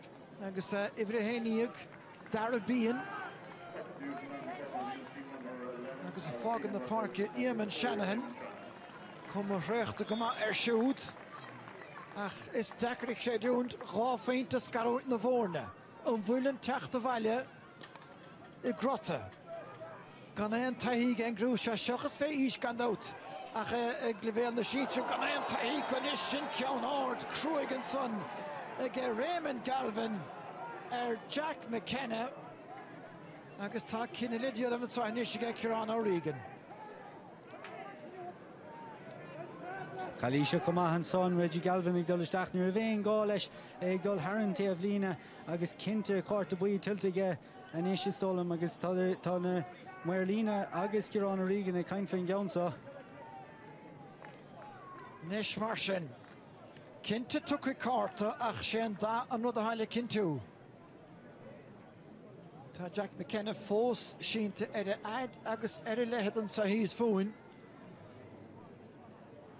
Agus da gan anar a bhíon míle gist bheith áras go bhanach an timireoir ar fart na himire tá an cinna díanta. Nish Marsin. A chás á chur ag Raymond Galvin ach se an cárta dearmh ar a d'irt agus buile eile buile trám buaitin sa ar Lixnaw. Tá éigh na himráí an drásá bhríon goile na réitóirí gur deire chur leis an galí sin agus lech cárta dearg agus jabh bhaidníos dachar níos ag Lixnaw. Sé sin mar a sporach sé iad agus tá sé sin fisce leis go na gluí go bóla go bhí daon siad ar an iireachtaí Barry Mahoney tá sé siúd a líamach ar hain ó hasachan tráóna sin fethe iireacht ar fóraílecha. Is dachar é chéadúnt. Nis dír chus cyn Shane Omet. Fers y fresh. Ráfeint y fresh choma y ges na nílig. O Crotta, Cill Lang yn son y Kerry hwyg. Agus token so y get Jordan Conway. Dyna dyn drw y hygen gwrtocht o chynish na sgôr na gwaith. Agus Sinead Bader yn sgôr a Sporting Chynceiniad. Ná be caint fi scór an son a bhríon chaise a ríis isteach I dróláir na parcha agus Haragúlan Har an Trasnáin sin scór an le domsa agus ag ann cinúna chomá taréis an Charta Derrickson. Nis marsin dúthán mór grí rim Lixnaw a bhuaig e seag dernach a gáhíle sa hochtíag. Seacht gréibh bhuaig e Lixnaw ó bhuaig Crotta an chréibh sa dernach. Méidig seac go hocht. Dianta go deasan son ag John Buckley. Ach slachta in son hir ríist. Neidir bin Barry Mahoney ríist. Patún má tá trosa de bé Mahoney bhí an Nish Griffin. Cinna le díanam. Istachan son í Mikey Keller. Búta láidach aige. Agus tá sa bháildan sco. Ach Keller a teach a ríist. An báutasa an Lord Cholaí Sean McGrath. Agus an corpus áit aige siúd. Agus an légar áda aige Rory Mahoney. A lehéad action. An stutter Nish. A Toolington dafelach an bark. Búta nó bhfuil bhí si ge 5 seconds an tuna ge Decna Donoghue ach tá chluthe ina bheig I gartanis. Seachúna Lixnaw agus Jeremy McKenna. Chláú den scodianta ge Jeremy Rimisha. Isteach go í Buckley. A lorach tacaíochta ach de cheall tacaíochta tá muil curtha an luaiseacht. Barry Mahoney a ddírig stop a chur leis. Is a sodra seachas a rás isteach atáise. John Griffin a tarach an Dalamh. Agus a ríist an trosa Jordan Conway. Lascáil tuige Jordan. Chofada agus a bhí in a chorp. Tá na chéine gabhlis tenig siar aige Crotta. Tá chuig neomat na mar sin de dul go fóil. Bed nach sin an curchaige. Ord, isteach a John Varden son. Bris eile agus é tóca ge McGrath. Bouta bháin eile ach a gónta sté. Isteach atá an cinenne. An dúra siad fé chúl ní docha gur gá. Ní le gála chúlan sa caiis siad socrú sias agus an puinte hógan de stolam. A chur an déh eile de na nílig nílach bert tefistig den lína seasa chuigar an déhsad an forch.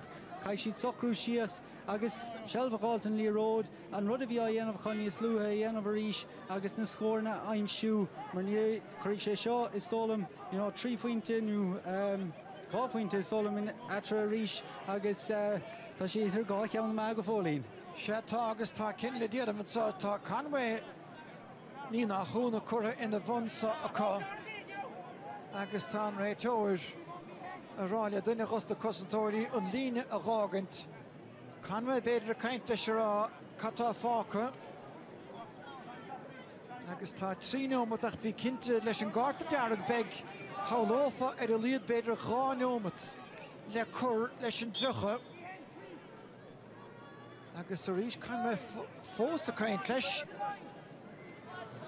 an chuma gúilte sásta le pointedsa. Mar sin Shane Conway agus é búilte ísio aige. Nis tá a ríis Barry Mahoney. Well, tá san sanúil mar chinnig gur chúilte den gúil.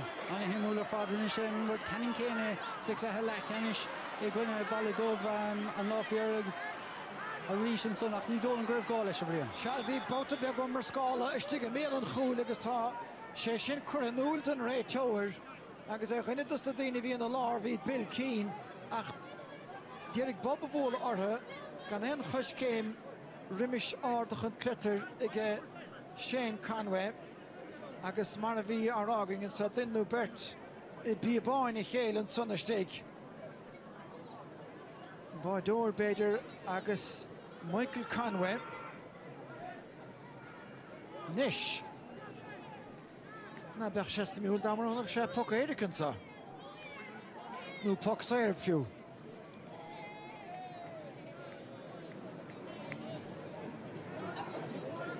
Nis go feice gumsa bhríon ní raibh mór an ann í dólam ach tá annach chuig cainte an sa idir na muir agus fearna fedóige an son sa chúna. Agus nuair bhíon an chainteann de gná bíon cinenne trom chúiseach go leor á leanúint. Tá lán chulaí Bill Keane fós agus cóir leis a ráid geisiú ní dóna gur bhíon bhaint geisiú leis an achran. Chaid tú annach réúnta thuirta Ciarán a Regan an socha maig leir leis na muir rinne sé an rud canin céan an so Chies fún ní slúthe rivan Crotta darug a chuirt agus stolan go raibh Cinny Carty an tage an son agus tan sé géirí an Cinny Carty anmh an saharís. When you don't go back, she hennig made a hard to she bra in Mertistiganish. Shahin Pogade Christ, Bull to Ishal Gag Sar and son Ereline. It isn't Sunbed regarding another bit Owen Keane being son for Shestitterson Ocht Bader. The captain stolen Bill Keane a half all and Schlitter and Lina, agus an son Holling Mike Conway Stach, a Gierig Brucher, agus Erik Tachtamach, ní Dolan Grev Moran on. Well, ta annach het kainte fós Schúl, agus Nish Darby Queenemanson de Chinne mar lecht, nemer tuk me goed, dus na multi fech on second echt Hamilanoon Valtora, agus ta Adam O'Sullivan, it's a Borden saw. Willen Bardoor dieper hart de Darug edict. Tá Batagus Boher fachte get an egen agus Adam O'Sullivan on cool barde atá tish on Carta Darug a hart. Drama sheer amach go heribal. Nish Cadren Pinos willen Poxair. Tá onadí teachtasteach de Lixnaw idir an Darlene. Snever an éidir Declan McCarthy. Bhí mar cainte de cheann na chimead nuair bhíonn tú fantastic agus go háiranú na bíon taithí go tar a bheith glaí canis agus tú chomór an uachtar agus tá tepa orthe sin íon go pointe. Sin ggéir a chéamh réim agus poxéirecha an sathar sin is agus gan íon bádóir a chotha láir na huaire. Nish.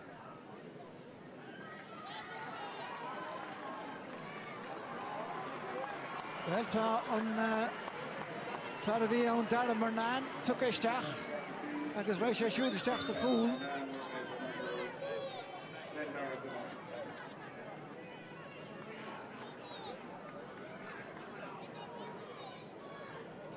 Nish mar sin tá míid gafa isteach an cúteamh Crotta bhfuil cúteamh Cartaí le cearta sethe.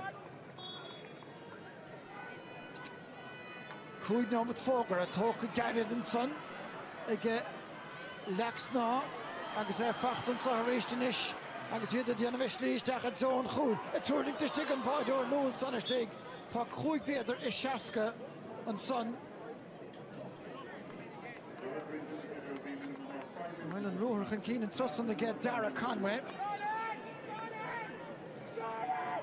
Nish cúig ná mat mar a fógarta.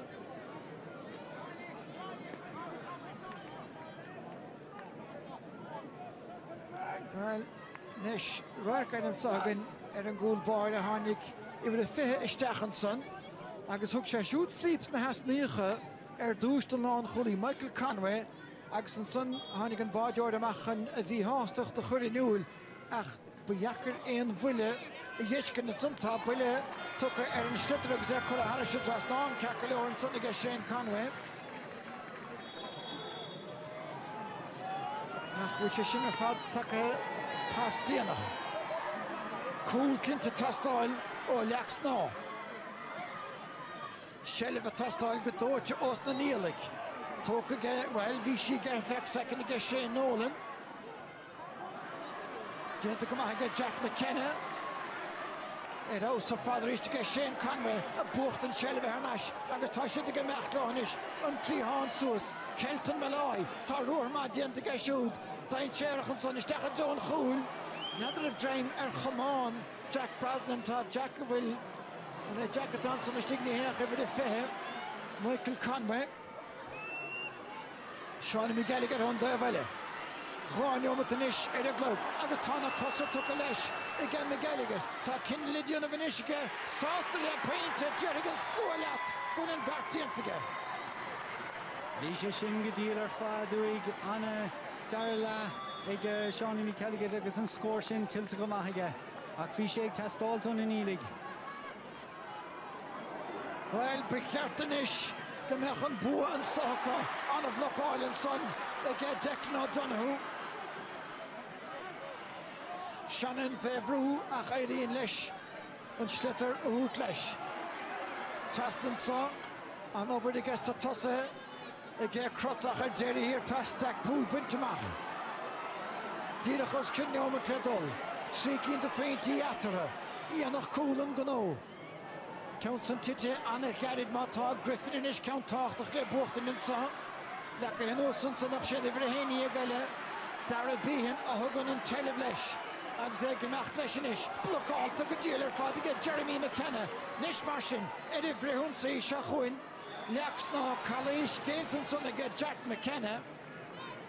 And I read a Bicatmach shop boot a Shanabur to get Crotta, Ach Myron Lixnaw Gafol. Shindir Aspetahi and Son Darbyhan over in a gapple con Schlitter of gold. I mask on Clipperton, Ach Grain, you're a vein in an Achlesh, you're a vein Corriga, while Shane Schlitter, Gesteshal and Ishik Shane Conway and Schlitter Shaw for Emil Carnoiga. Sha, Agus Nachbur Kugnum at Kata. Twy McKenna a fog in the park here. Nish Shachanzone, Hurling, Sanachta. Galoran here, the Cogs on Long. Fussy Nolan, Ach Drochlanach and the Finn ancient Factor against Shane Elle. Shachun Conway, Kali Shellenson. Agus Beg Desharon Elle again Lixnaw. Agus Nilian owner Winter, Crotta and Stutterson. A Chavistach, well, Winter Lixnaw, Gadan Finn Vion. Then it is the Shannon Dorian Son Shane Nolan here. Here and Son. Ach, Nirvan Glanaro Vahanecher, go reach just Aspetahi, the Carta of Socrucius and Schlitter Shane, Brew Shane Conway and Unid and on Kalishigela. Carta by Isolin Facht to get Moss O'Connor, Nivix on the Curtinisher, no come on, you'll lose Kistig, Ach Pautavania, Augustana Dog, Shaita, Ege, Raytor and line of Kirano Regan, Agus a Sheet Manialik, O Crotta, Don Gedo and Nadik Shaska Hocht, Ta. Derry dienta Kossabasach. Tashi the Kurshil Tamanichte and Son Egilin let Hamlamad of Lienta. Agaston 4 of Wint Trononaka. Agashe Jordan Conway Tarono Gatarmalech. Jordan Conway Tarono Gumerlech Nihimran of Vishe Eroser Fad. Gadil Sadarlan or V scoring Tastal to Ako Hoyer Sikade like winning a way Caffis Grefshe Eroser Fad. Derry Glesh couple score of goals. Ach ní smóna son. Derry Glesh Shelva Chamader and Leroy agus é úsádi gart. Ach tilta go maig na nílig an sog son Gorta hart.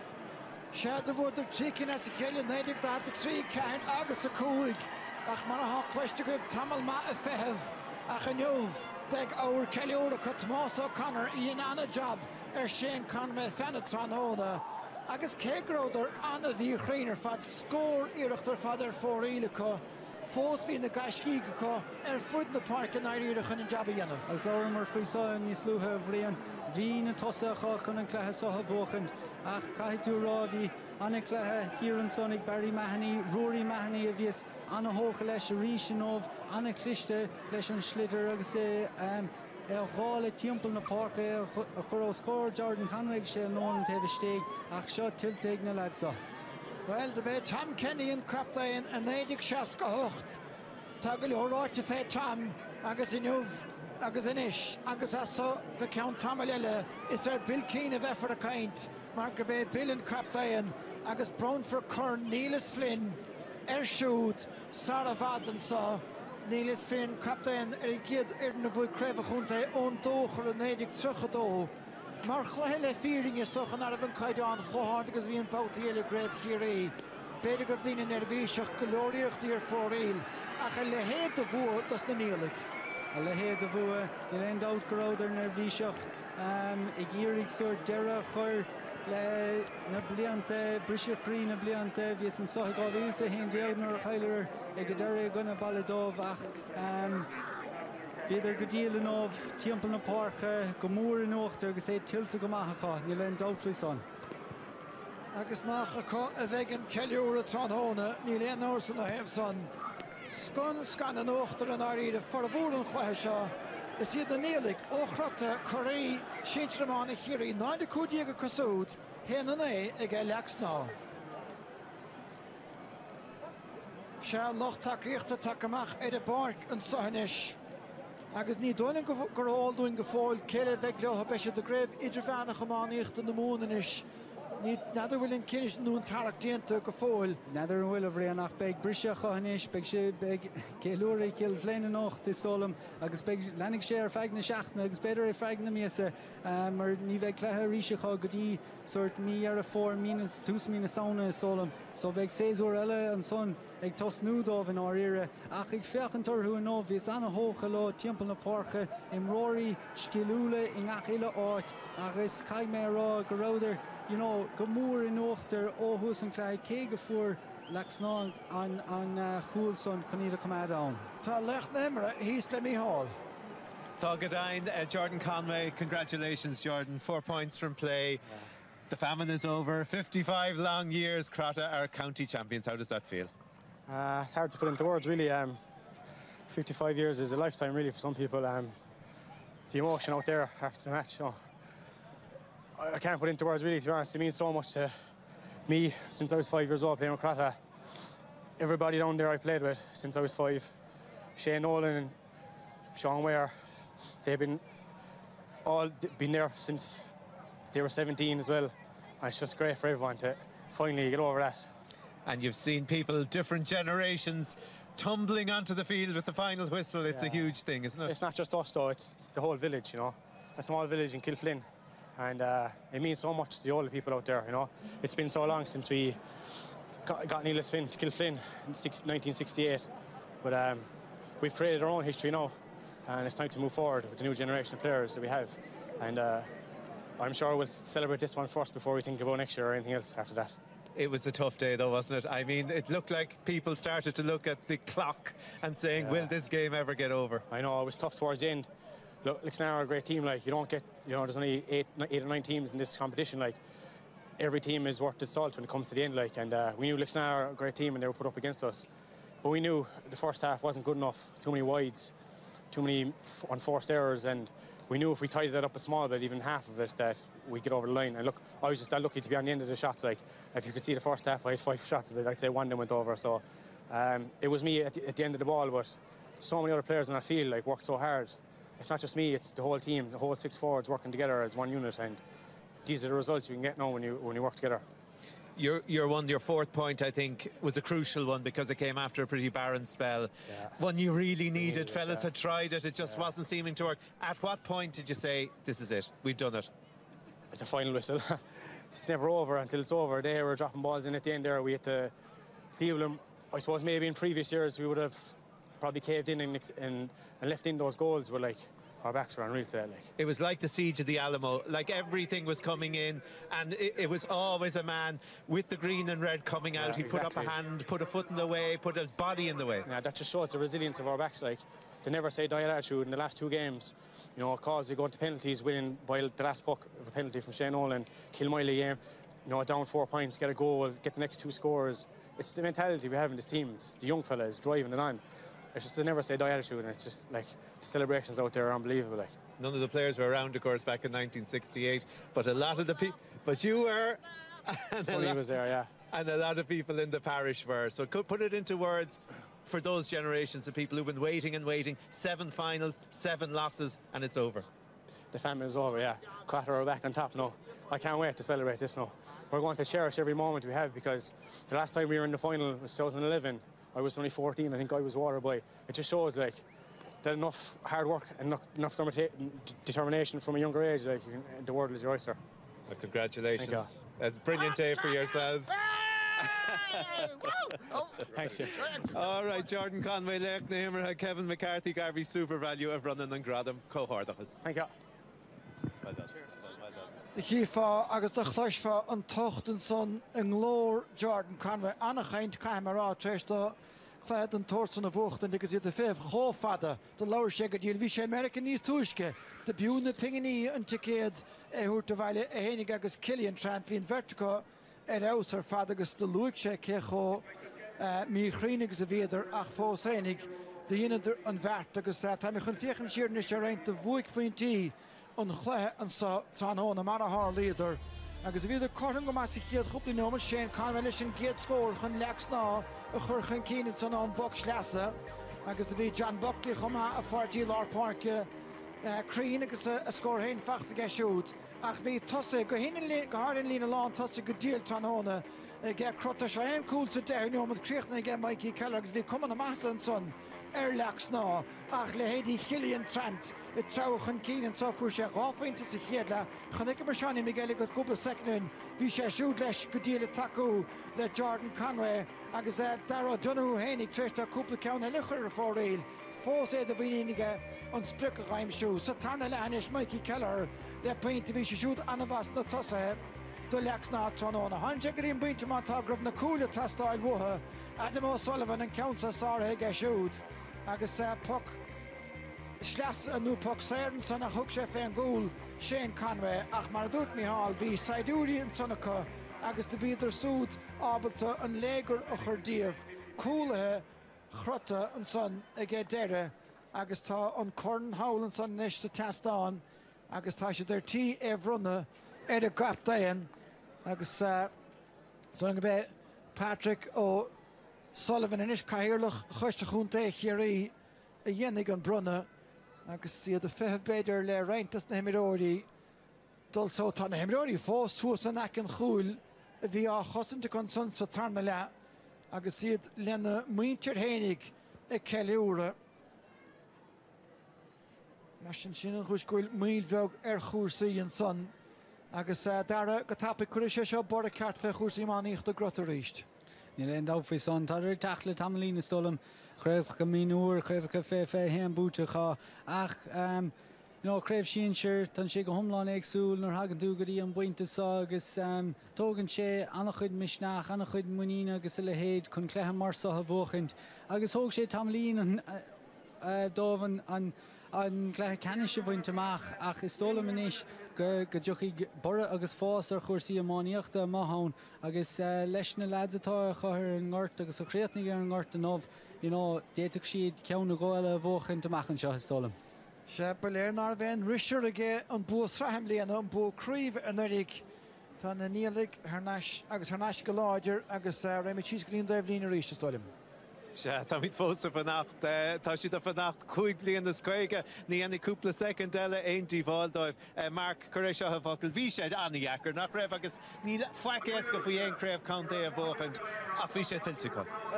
Gan dá fhí sé tiltte cos Jackar creúnt nach raibhach trí choníine ar na fórnaigh deire an lé mar bhí fi seachaí ag Crotta agus ináí a bhí siad a bhd níos fearr.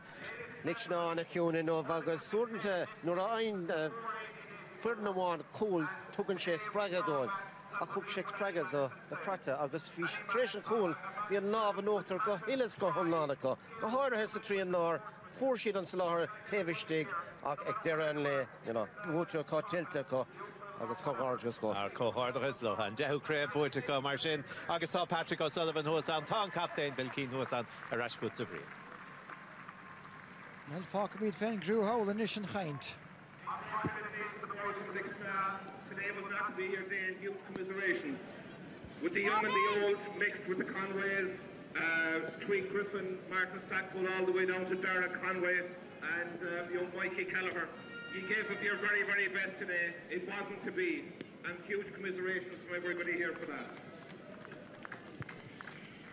Lixnaw, as a club, is going huge places under its chairman, Johnny McKelligan, its previous chairman, Mike Kelleher.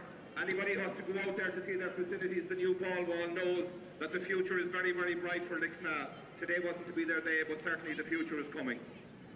To the referee, Kieran O'Regan, his linesmen and his umpires, a hearty congratulations for everybody and a great thanks for a magnificent display. To our sponsors, if, as the ad goes, if a well-known drinks company were to do sponsorship, they couldn't possibly come up with better sponsors for Kerry G8 and the Garvey Group. With Moss Garvey, Jim Garvey and Kevin here to my right, they have been sponsors for many, many years, and I know they will be for many years to come. So on behalf of all the Gaels and GA men and Kerry and women, I'd like you to give a huge round of applause and thanks to the Garvey Group.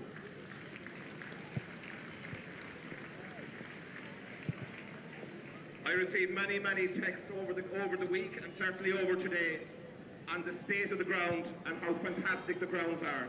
Tim Dawley and before him Ger Mahoney have done a fantastic job here, and the unsung heroes of the stewards led by Eamon O'Sullivan, who they're always smiling and never come in for a huge amount of praise, but today I'd like to give them a huge round of applause, and thanks very much indeed for those. To the heroes in the green and red, there won't be a sod. There won't be a sod turned nor a bale stooped around sweet smiling Gary Nagore for quite some time to come yet. I'm certain the Crotta heroes of 1968, whether they've been here today or whether they're elsewhere looking down on top of us, they certainly have shed a tear of joy as they gladly pass the mantle from 1968 to the heroes of today. So to Crotta, a huge congratulations and well done.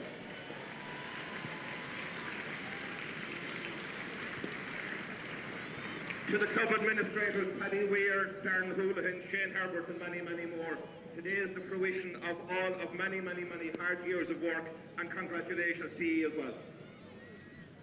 To the management team of Brendan Mahoney and Johnny Horgan, you've done a phenomenal job, and it's going to and the celebrations I'm sure are going to continue for many, many days. Finally, to Sonny Egan, Sonny, start gargling, Sonny, because you're going to be singing for a while yet. I suspect we're going to see or hear Gary Nagore in a couple of minutes, but nonetheless. So without further ado, I'm delighted to present the trophy to the winning captain after so many years, Bill Keane.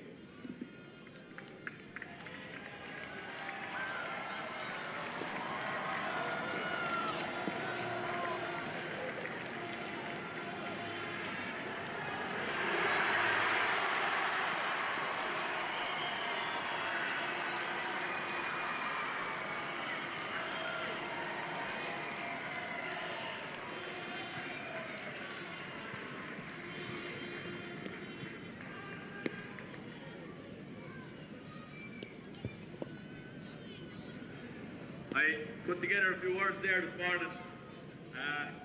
Most of the week there I was kind of saying it'll look after itself after the game, and I got cold feet in last night, so I said I better do something before I forget anyway.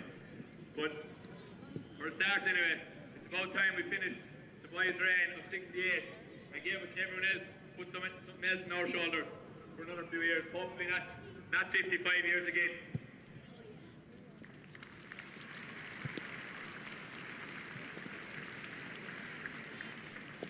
Team of 68 held it well, and hopefully we'll hold it as good tonight and for the week ahead. Starters, a few thank yous to the ref, Kieran O'Regan, and his officials. He told us at the start that he wouldn't be blowing the whistle, and I don't think he blew too much, and they had a great game. Thanks very much, Kieran.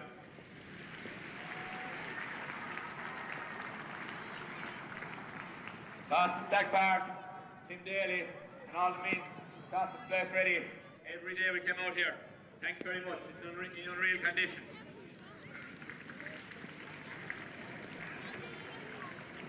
To the Garvey Group, their sponsorship over the years, football, hurling, is a credit to themselves and a credit to the County Board for getting them on board. Thanks very much.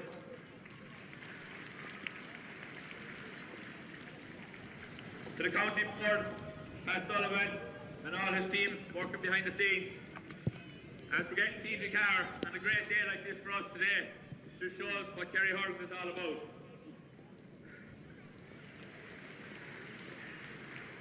To Lixnaw, I know we haven't been there too often. 13 years ago was the last time. But your day will come, it always does. And you're a championship team, so you'll be back. 3 cheers for Lixnaw. Hip hip. Hip hip. Hip hip. To our club sponsors, the numerous signs and everything up down the sports field. It's a credit to RV for giving money to the club to keep us going and keep us paid, keep us on the field every day. Especially John Mahoney, Kilfin and Kitchens for the Christian and Og, the Cashel listeners for the minor team, and Mark Hartray for keeping us afloat in the senior team. I know it's a hard job, Mark. Thanks very much.